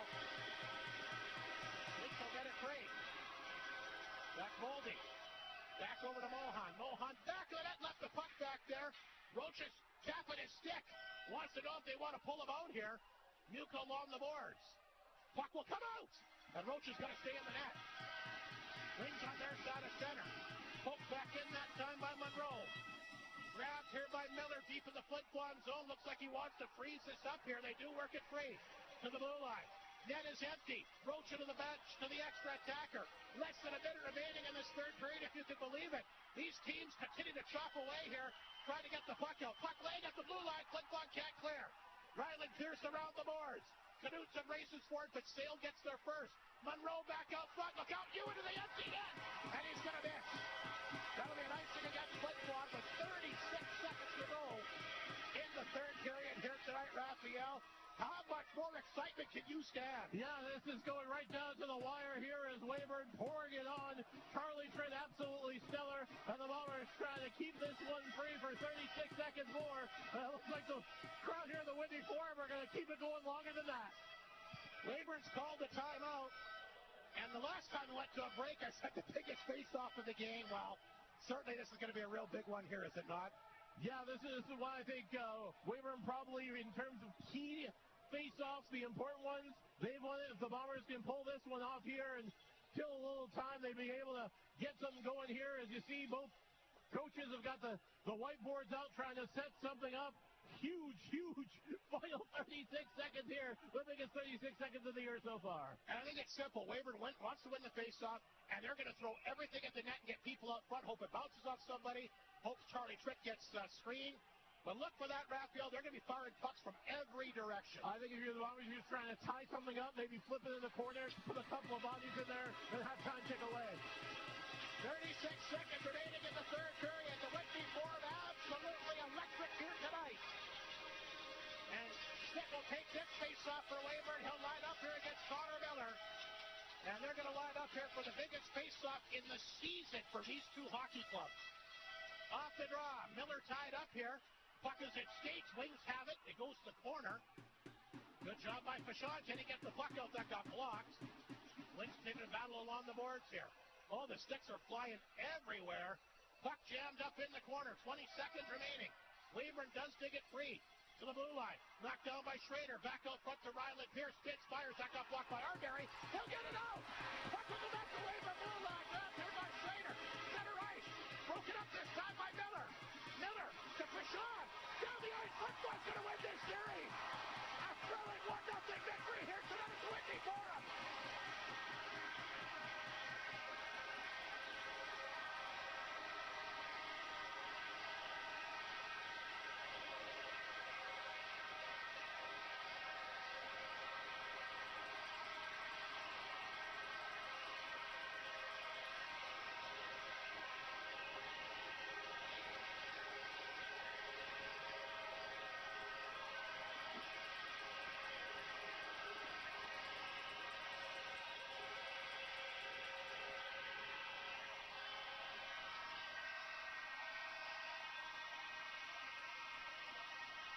I actually felt the booth vibrate there.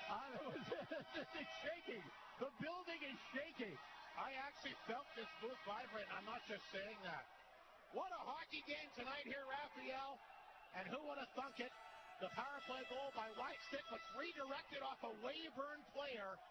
The only goal we get in this hockey game. We knew it would be something greasy. We knew it would be something not too pretty. A bad bounce, and that's what it took here.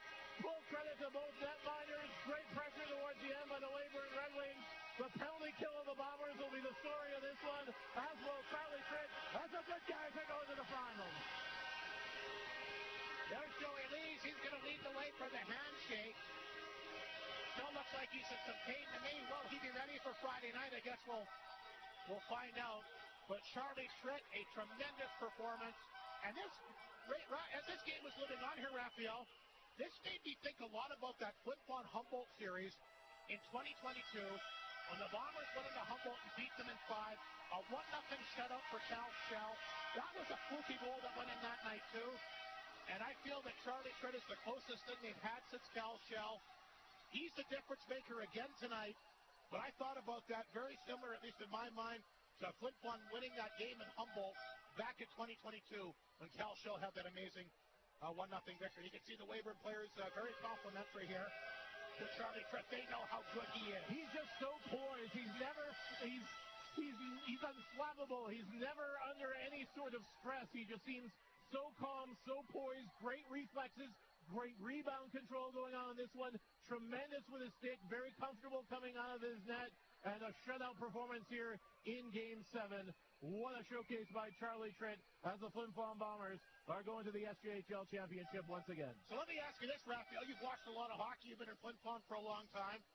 Where does this series rank for you amongst games that you've watched? Well, the series was very entertaining, I have to say.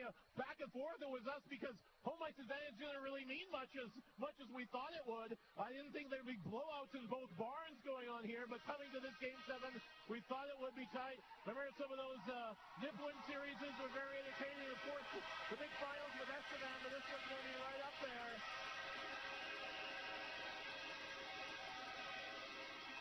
It got a little controversial in that second period. It will be interesting to see what the coach has to say afterwards.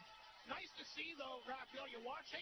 All these Weyburn Redwings are coming and shaking hands with the officials. That's first class. Yeah, everybody, the effort going on here. Things are a little tense when things are going on here, but as I like to say, a lot of people like to critique the officials and boo them when they come out, but when they have those clinics and those classes, not a lot of people are signing up.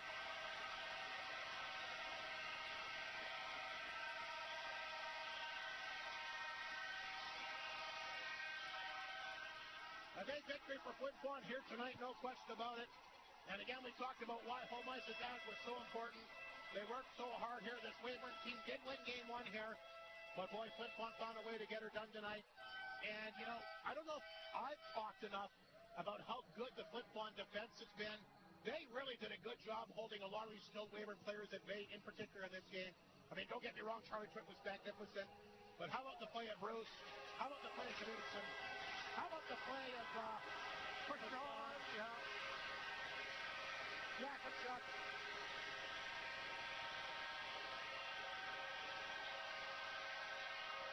I thought Arbery was very good defensively. How about Mounier? Mounier flies under the radar all the time. I thought Reed Arbery, as a defensive forward, he was very on point here tonight as well. I look forward to your Flin Flon insurance, 3 stars at the end of the game, plus the Farmers Save Warrior of the game. But the Flin Flon Bombers are going to the league final for the 4th time in 5 years, and they do know that they'll be here on Friday night. Who are they going to be playing? We may not know for a little while yet. You should put up on the big screen. Everybody can stay and watch. 3-3 in the third period is underway. Battle for Yorkton. Let's take a break. Got a lot to get to here tonight, including, of course, won't take long to go through the scoring summary in this game. We got that, the post-game show awards, and, of course, the Great North post-game report. Fans are throwing stuff on the ice now. Anyway, let's take a break, and we'll come back with all that and more from a very loud and proud Whitney Forum. This is Creighton Furniture Flin Flon Bomber Playoff Hockey on 102.9 CFAR and FlinFlonOnline.com.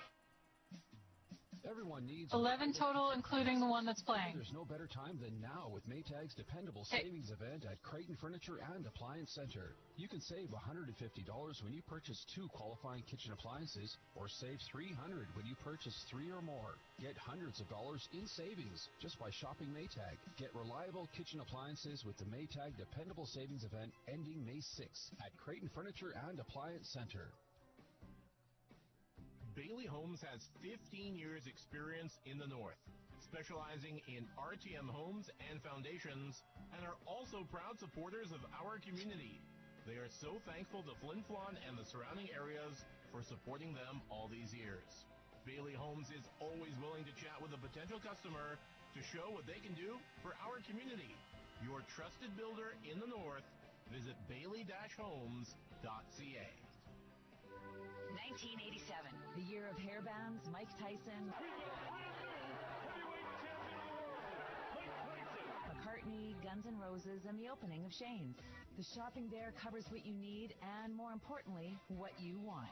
Whatever you have in your mind to watch, listen, play, connect, and everything for indoor-outdoor lives. Shane's, since 1987. Thanks, Shane's.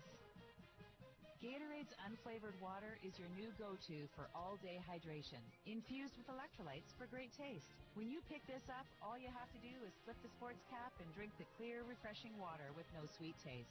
It's formulated for all active people to hydrate throughout their entire day. Arctic beverages 10 seconds. Gatorade, ideal for all-day hydration for all active people. Your lifestyle may change each day, but what you have inside you doesn't. With Gatorade water. Alrighty, it's tough to tell when you even come back out of a commercial break. It's still loud and boisterous in here tonight, Raphael, but what a hockey game we just witnessed. The Bombers pulling out a very gutsy 1-0 victory here tonight, and will go back to league final for the 4th time in 5 years, and that was just an extraordinary hockey game, and just 2 fantastic clubs that battled right down the final second. It was really fun to watch and be part of, was it not? Yeah, you had a little bit of everything there. There was high drama. It was like a game from like a movie. It was like watching Youngblood or something like that. You had the physicality, you had the controversy going on there. You had the Weyburn Redwings throwing everything but the kitchen sink at the Bombers, and them holding on. You had the Whitney Forum crowd levitating the booth here at some point. And the Bombers, it doesn't get any tighter than that. A 1-0 victory. We knew it would be tight. We knew it would be close, but a razor-thin margin, but the Bombers will take it. They certainly will. Fans still making their way out here tonight, Raphael. This was a tremendous crowd. I didn't actually hear the official attendance, but I think it's well over, I'd say 1,300 or 1,400 people here. Well, the 50-50 was tickling about 60 grand there, so they came here to party. They got that goal earlier, and then they willed the Bombers. Some big saves from Charlie Trent is what they had to cheer about as Weyburn poured it on towards the end. But the Flin Flon Bombers are able to win this one. I think the Whitney Forum crowd had something to do with it, as we heard in the pregame show there, Mike Reagan talk about the regular season effort that the Bombers made getting this Game 7, and definitely paid off here tonight. All righty, the Northland Ford scoring summary not going to take long. Just one goal in this hockey game. Wyatt Stitton once again on the power play, and he made a really good play to jump on the puck at the blue line, got around the Weyburn D-man. That's why you shoot the puck. He fired it towards the front of the net and redirected off the Weyburn player, went in. Stitton's first in the playoffs, Reed Arbery, the lone assist. And that came at the 18-18 mark of the opening period. And that stands up as the game winner tonight. Shots in the third period, 8-7 Weyburn. Both teams wind up with 26 in the hockey game. And special teams wrapped up. They're the difference tonight again, besides the play of Charlie Trent. Weyburn 0 for 4 on the power play. Flin Flon 1 for 2. Yeah, that first goal was a power play, and then those back-to-back penalties, the Bombers, who we were very, very getting, I'm sure the coach was getting frustrated with as they got into some penalty problems. And what won't show up in the box score and the score sheet, only people who are listening to the broadcast and people who are here, that 4-minute double minor taken off the board. I don't know what the law and order, what the attorneyship was done there by the Bombers, but that's definitely a key factor in this one. It certainly is. I guess we'll take another break, and you got the post-game show awards ready to go. I'm assuming we come back out of the break. We'll have to wait and see. We'll find out. Big win for Flin Flon, back to league final for the 4th time in 5 years, and it's also Mike Reagan's 6th trip to the finals. Well, let's see if he can cash it in this time, Rob. Lucky number 6. We'll find out. And by the way, Battleford's got a 5-on-3 power play in the other game. I think it's your 6 finals too there, Rob. I guess it would be, yeah. Never made the finals before that. Anyway, a big victory for Flin Flon tonight. Jamie Smalley's happy, waving his flag over there. When is he not happy? Leading the charge. We'll take a break. Post-game show awards coming up momentarily on 102.9 CFAR and FlinFlonOnline.com. Northland Ford proudly supports the Flin Flon Bombers throughout 7 in total, including the one that's playing. We know that the Bombers will play tough like the Ford F-150, the toughest truck on the market for over 40 years. Northland Ford helping the community cheer on the Bombers as they work to bring a championship to the best fans in the league, and they provide you with the best selection on their lot. In the North, for the North, Northland Ford, the dealership you tell your friends about. The North of 53 Co-op is not just a building, card lock, or a food store. It's a group of people working together to help their neighbors build our community. The North of 53 Co-op is a different kind of business. It's built by you and for you. Co-ops are found all across Western Canada, but the North of 53 Co-op offers the products and services needed by us. That's why it's not just a catchphrase, it's a fact. At the North of 53 Co-op, you're at home there. In 1927, Hudbay began and then grew with properties under exploration, development, and operation. Hudbay is proud to be a sponsor of this year's Bomber Playoff broadcast. Through active participation, bursaries, and donations, Hudbay is proud to continue its 99-year history of supporting the community, its organizations, and its people. Hudbay wishes the best for the Bombers and its fans, built on the strengths of today and tomorrow. Your local McDonald's at the Flin Flon Walmart location is excited about their brand new menu item, the Chicken Big Mac.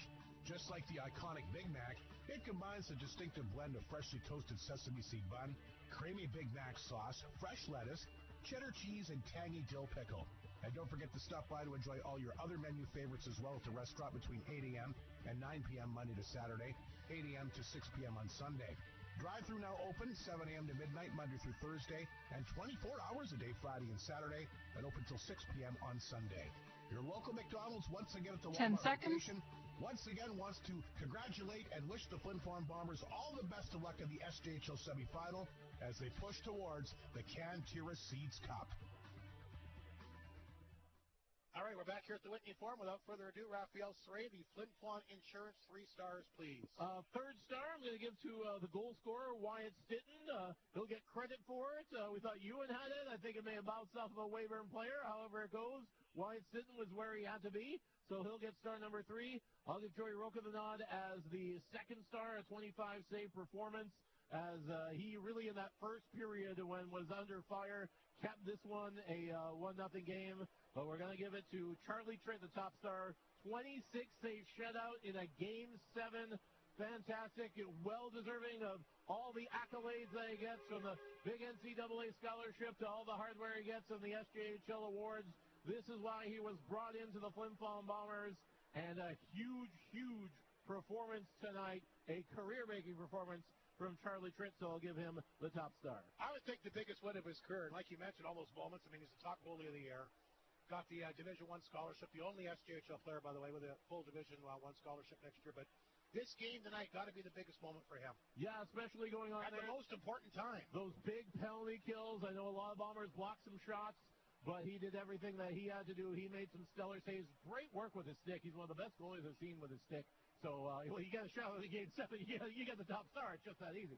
Pharmasave Warrior of the Game, Raphael. Who you take? Warrior of the Game, I'm going to give him the Selkie Award as well. Reed Arbery, the most defensive forward out there for the Bombers, blocked some big shots, was on his knees at some point trying to clear things, tying things up. Very defensive-minded. Reed Arbery was where he had to be. Of course, we know he can fly. He's got the great hands. But I thought he kept the Weyburn Redwings very honest tonight. A great defensive performance for Reed Arbery. I'll give him the nod as the Warrior of the Game. There you have it. So once again, the Flin Flon Insurance 3 stars. Wyatt Stitton, the game-winning goal tonight. His first to playoffs. Obviously a big, big moment. The only offense in the entire game. Star number 3, the two goaltenders, no question, were the two best players on the ice. I agree. Rocha from Weyburn, number 2, and Charlie Trent picks up the SJHL shutout. 26 saves. Absolutely fantastic tonight when he needed to be. And you mentioned it earlier, rebound control. I don't know if he kicked out one rebound in front of the net the entire game. Nothing big. He's good with that stick. When he does kick out rebounds, he knows where to put it where nobody else is. I thought that was the key. It's very impressive whenever he does that. And is able to, you see him barking out orders. He's almost like another coach there on the ice. He's got a great sense for the game, high hockey IQ, and those amazing reflexes. It certainly was. We'll take one last break. I'm not sure if Mike Reagan will be back here or not. But I'd like to find out, ask him a few things, in particular, when the next series starts. It's not guaranteed to start on Friday night, I've been told. Well, we got some I want to find out. I'll give Arbery the nod there, because I think he was the attorney there that got the 4-minute double minor taken off there. We'll find out about Joey Lees. Lots of questions that he's got to ask. He better come up here. It's too sweet, Rob. We'll find out. 1-0 the final. Boy, what a game here tonight. The attendance, by the way, 1,007. You look like a lot more people in here than that to me. Well, it was stop counting at a point. They made a lot of noise, I'll say that. That was a fantastic crowd. Again, they don't call it the Fabulous Whitney Forum for nothing. Anyway, terrific crowd. Great result. The Bombers, like we said, they know for sure they'll be at home. What night will it be? Yet to be determined. Another game, of course, 3-3. It was a 5-on-3 power play opportunity there for Yorkton, for Battleford, but I believe the Terriers have killed it. So 3-3 with 14 and a half minutes remaining in the third period. Boy, the fans getting their money's worth in that series as well. So the plan is that Yorkton or Battleford aren't going to go back home? They're going to come straight up here? I would think so.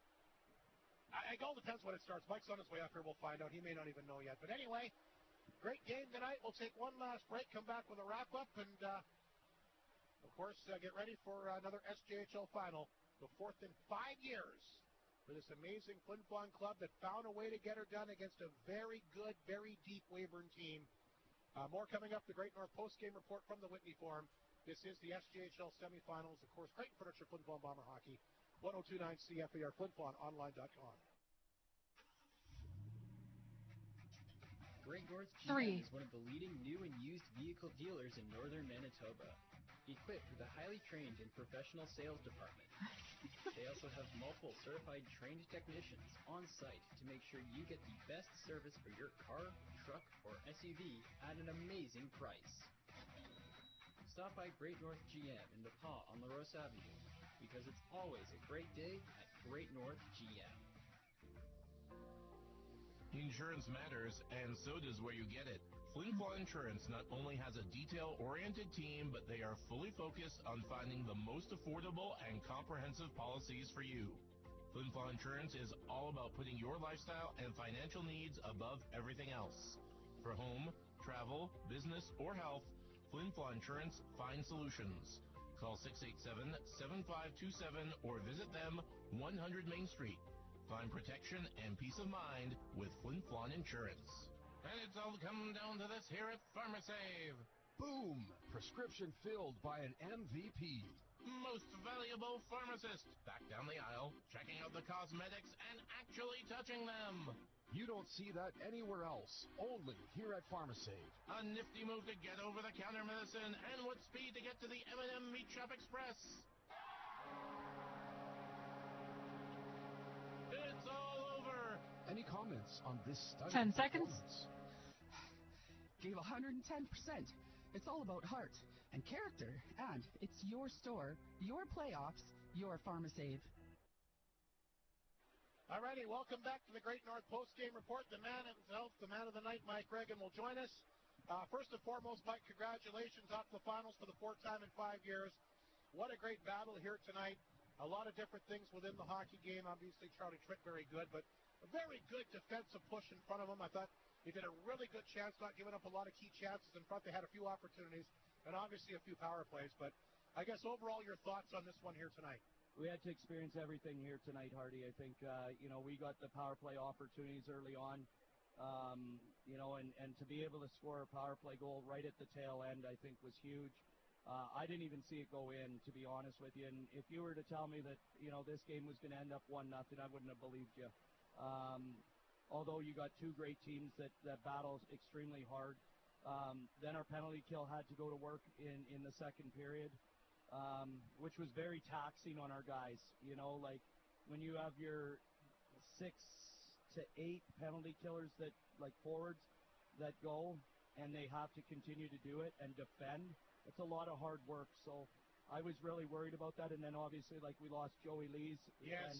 And so that put a lot of strain on Maverick Delisle, Stinton and Millsy. And they hung on. And we had a little bit of a push in the third period, which was good to see. But like you said, Hardy, we defended really well. I don't think Charlie Charlie was really good tonight, don't get me wrong. But I don't think there was a second or third opportunity that he had to make a Well, he never kicked out any rebounds. No, because he's so good at sucking everything in, The one that scared me the most was in the second period, the one off the glass that came over the net, and it looked like it might hit his back and go in. Somehow that stayed out. But, I didn't say it to the guys in the dressing room, but all year I preach defense first, and I preach defense wins championships, and it may maybe sound like a cliche, but our sole focus isn't goals for, it's goals against. And our target was to be at 130 or less this year. We were at 135 goals against. And it's because moments like this where your D-core has to be able to shut down a good offense. And if you can defend, you always give yourself a chance to win. And we were able to do that here tonight. And it's kind of fitting that, we were the best defensive team in the league, and we won 1-0 because of it. Here's the question, Mike. 4-minute power play was supposed to go against you for a high stick, and they changed the call. What was that all about? Their own player hit him with the stick. It wasn't our stick. Right. Because a lot of times, the referee puts his hand up. He doesn't change his mind. Oh, I agree with you, Hardy. I was very nervous about that. And that would have gave them a 5-on-3 as well. For a minute and a half. Yeah, and so that was going to be a huge moment. And it was a 4-minute penalty because the guy was bleeding. Yeah. Credit to the referees. They got the call right. And good on them for taking the time and having the courage to make the right call because, you don't see that very often. I've never seen it very rarely when you don't have replay. In the NHL, you see it all the time because they have a play to go back and watch. Yeah, I've only seen it once this year. And they do replay in the Western Hockey League too, do they not? I believe so, yes. Yeah, so I think there might be. Do you think there'll be a day they do it at this level? Well, I think so. I think, well, there is in the finals. Right. And, there is, okay. I think there's going to be, in the future, you're going to see net cams, like from above, like Humboldt has. And I think it'll be more on goals like that, or, I don't think you're going to see, like, the coaches' challenges. Maybe, I don't know. Who knows in 5-10 years? Who knows? Mike, before I ask you a few more questions, this game, I don't know, it'll be interesting to get your take on this, and I mentioned this to Raphael. This game reminded me a lot of the game in 2022 when you went into Humboldt, and you beat them in 5, and it was a 1-0 game, and again, it wasn't a clean goal that went in. It redirected off somebody's shin pad that night. Just the puck hit a Weyburn player tonight. Yeah. And Cal Shell was just extraordinary. very tight checking, not a lot of room. I thought this game was I don't know what you think, but that's what I thought tonight. Very similar to that game back in 2022 when you wrapped it up in 5. A 1-0 game as well. Extraordinary goaltending, and I thought tonight was very similar to how it went. No, you're right about that, Hardy. I think Cal had to make some bigger saves in that game because that game Humboldt decided to play hockey. Earlier on in the series, they were trying to run us, and I think that's the year we had the No, I'm talking. This was 2022. This was a different year. Oh, okay. Sorry, I'm thinking of the 1920. The year that they went nuts. Yeah. It took like penalty after penalty after penalty. No, that was a totally different series. That was Humboldt was favored. They had home ice advantage in that series. That was Game 5. You won there. Right. Sorry, I'm drawing a blank. That's the year you went to the Centennial Cup. Anyway, that game to me stood out, and I thought this was very similar, just to my opinion. Yeah. You're probably right, Hardy. I mean, I'll be honest with you. I got a million things going through my brain right now. It's very emotional for us. We knew that Weyburn was going to be a very big challenge for us. I can admit it now. When we matched up against Weyburn, I thought this is going to be extremely tough. They play a different style of hockey than what I would say, some typical teams play. And for us, it's almost like we had to overcome that in order to put ourselves in this position. Because Weyburn's got a heck of a team, and they do things differently. And we changed a lot of things throughout the series. I got to give our staff a lot of credit, on working on coming up with different schemes, and it was good enough to win. So it might not have been the prettiest series that we've ever won, but we got away. We found a way to do it. I thought it was pretty exciting. I'm sure the fans did, especially in this rink. Landon Alexander back in uniform tonight. Mike, your thoughts on how he made it? Hasn't played a hockey game in a long time. He did awesome. Brought a lot of energy. Was physical. Big hit right off the hop tonight. Yeah. It's funny because you tell him not to, and he ain't. That's kind of his game, He's though, just isn't it? built differently. Yeah, but we can't have him going and having the same thing happen to him, And but he's a warrior, and I mean those Alexanders, they're built differently. If they're listening there, my buddy there, Todd Alexander, and those guys up in Fort St. John, they just build them a little bit different. So, it's hard to tell Lando how to play. He's going to play a certain way, and that's what I love about him. So here's a $1 million question, Mike. You probably can't answer it, but I'll ask anyway. When does the league final start? Is it a given that it starts on Friday? I believe it is Friday. I mean, they might be going into overtime here. Oh my God, it's tied now? Yeah. Holy smokes, it was 3-0. Yeah, Battleford came back, and actually Battleford had a 5-on-3, and Yorkton killed it. Oh, wow. So it looks like Friday night is going to be the start date. I just talked to the commission. That's what it sounds like. Oh, wow. I mean, the turnaround is really short here. So I think the nice thing for us, Hardy, is we get to stay here. You don't have to travel, We don't have to travel. So, for us, I think that's definitely a little bit of an advantage. Whoever comes out of that game there, though, I'm sure they're going to be amped up and excited to play anyways. I got to ask you about Joey Lees, Mike. Do you have him for the finals to start game 1, or is it? I would. If I was a betting man, he probably won't be starting. Leo Seitz, any chance of seeing him for game 1 of the finals? I got to talk to him. I mean, he just arrived right before the game there. Didn't really get a chance to talk to him. He's in great spirits. I'd be surprised if he's in for game 1, but I think he'll be back at some point in the series. Les Bronson's got to be close, right? KJ's very close. Very close. He'll bring some energy to your team, too. 100% he will. That guy's a dog, and he competes extremely hard, and he's tough to play against, and he brings a lot of energy. So there's no question about it that if KJ's available to us on Friday night, then he'll be able to go. And, of course, he'll have some momentum and some energy as he gets set to go back to the finals here. But what a thrilling way. I mean, does it feel better to win it as opposed to, like, winning 6 or 7-0 just the way it was and to come right down the last second like that? I mean, Hardy, these close games, I mean, they're great for the feeling that you have. I remember when we won gold with Canada West, and we won like 6-1 or something. I mean, you were just counting down the time, and it wasn't as emotional. But, man, it was a lot less stressful, that's for sure. So, yeah, it feels great. It feels great that we won. I'm excited for the guys, and I just got to give them so much credit. Like, the heart and soul in that room, for us to gut that out was awesome. And again, I want to give a lot of credit to Weyburn, the heck of a team. You know, and I think there was no BS in between Cody and I and the Red Wings and the Bombers, and there was no incidents, and it was just a mutual Cody's respect. a stand-up guy. And yeah, I mean, I've been in other series that it's just a nightmare dealing with some people, and it's like, what are we doing, you know? But got to give Weyburn a lot of credit. I don't know if Red Wing fans are listening or whatever, but you guys should be proud of your team. You guys, Cody's done a heck of a job there, and the way they conduct themselves, and the Red Wing organization was great to us down there. So I'll tell you one thing I really like seeing, Mike, from both teams at the end of the game, players going over and shaking the officials' hands. The officials take such a hard time from fans everywhere. A tough job, but I thought that was first class by both teams to go over there and do that. I thought that's great to see. No, it is, and you know what? I think it's something you're seeing more and more in hockey now. I know my girlfriend's daughter, when she's playing, they do it after every game, and it's kind of where I really started being like, holy smokes, you know, good on them, and that. So, you know, I'm sure Quinn's listening, but it's something that they do with her team, and you're right, it's very respectful towards the referees, and it's great to see. Congratulations again, Mike, and I guess we'll see you on Friday. Thanks, Hardy. I know you probably want to go watch the end of this other game, 3-3 with 5.5 minutes remaining in the third period to see who, in fact, is going to be here on Friday night. All right. Thanks, guys. All right, that's Mike Reagan, the head coach team of the Bombers. We'll bring Raphael in quickly as we get set to officially wrap up this broadcast, and we'll, of course, be back on the air. It looks like it is, in fact, going to be Friday night. Mike confirmed that. The league commissioner, at least, that's what he's told him.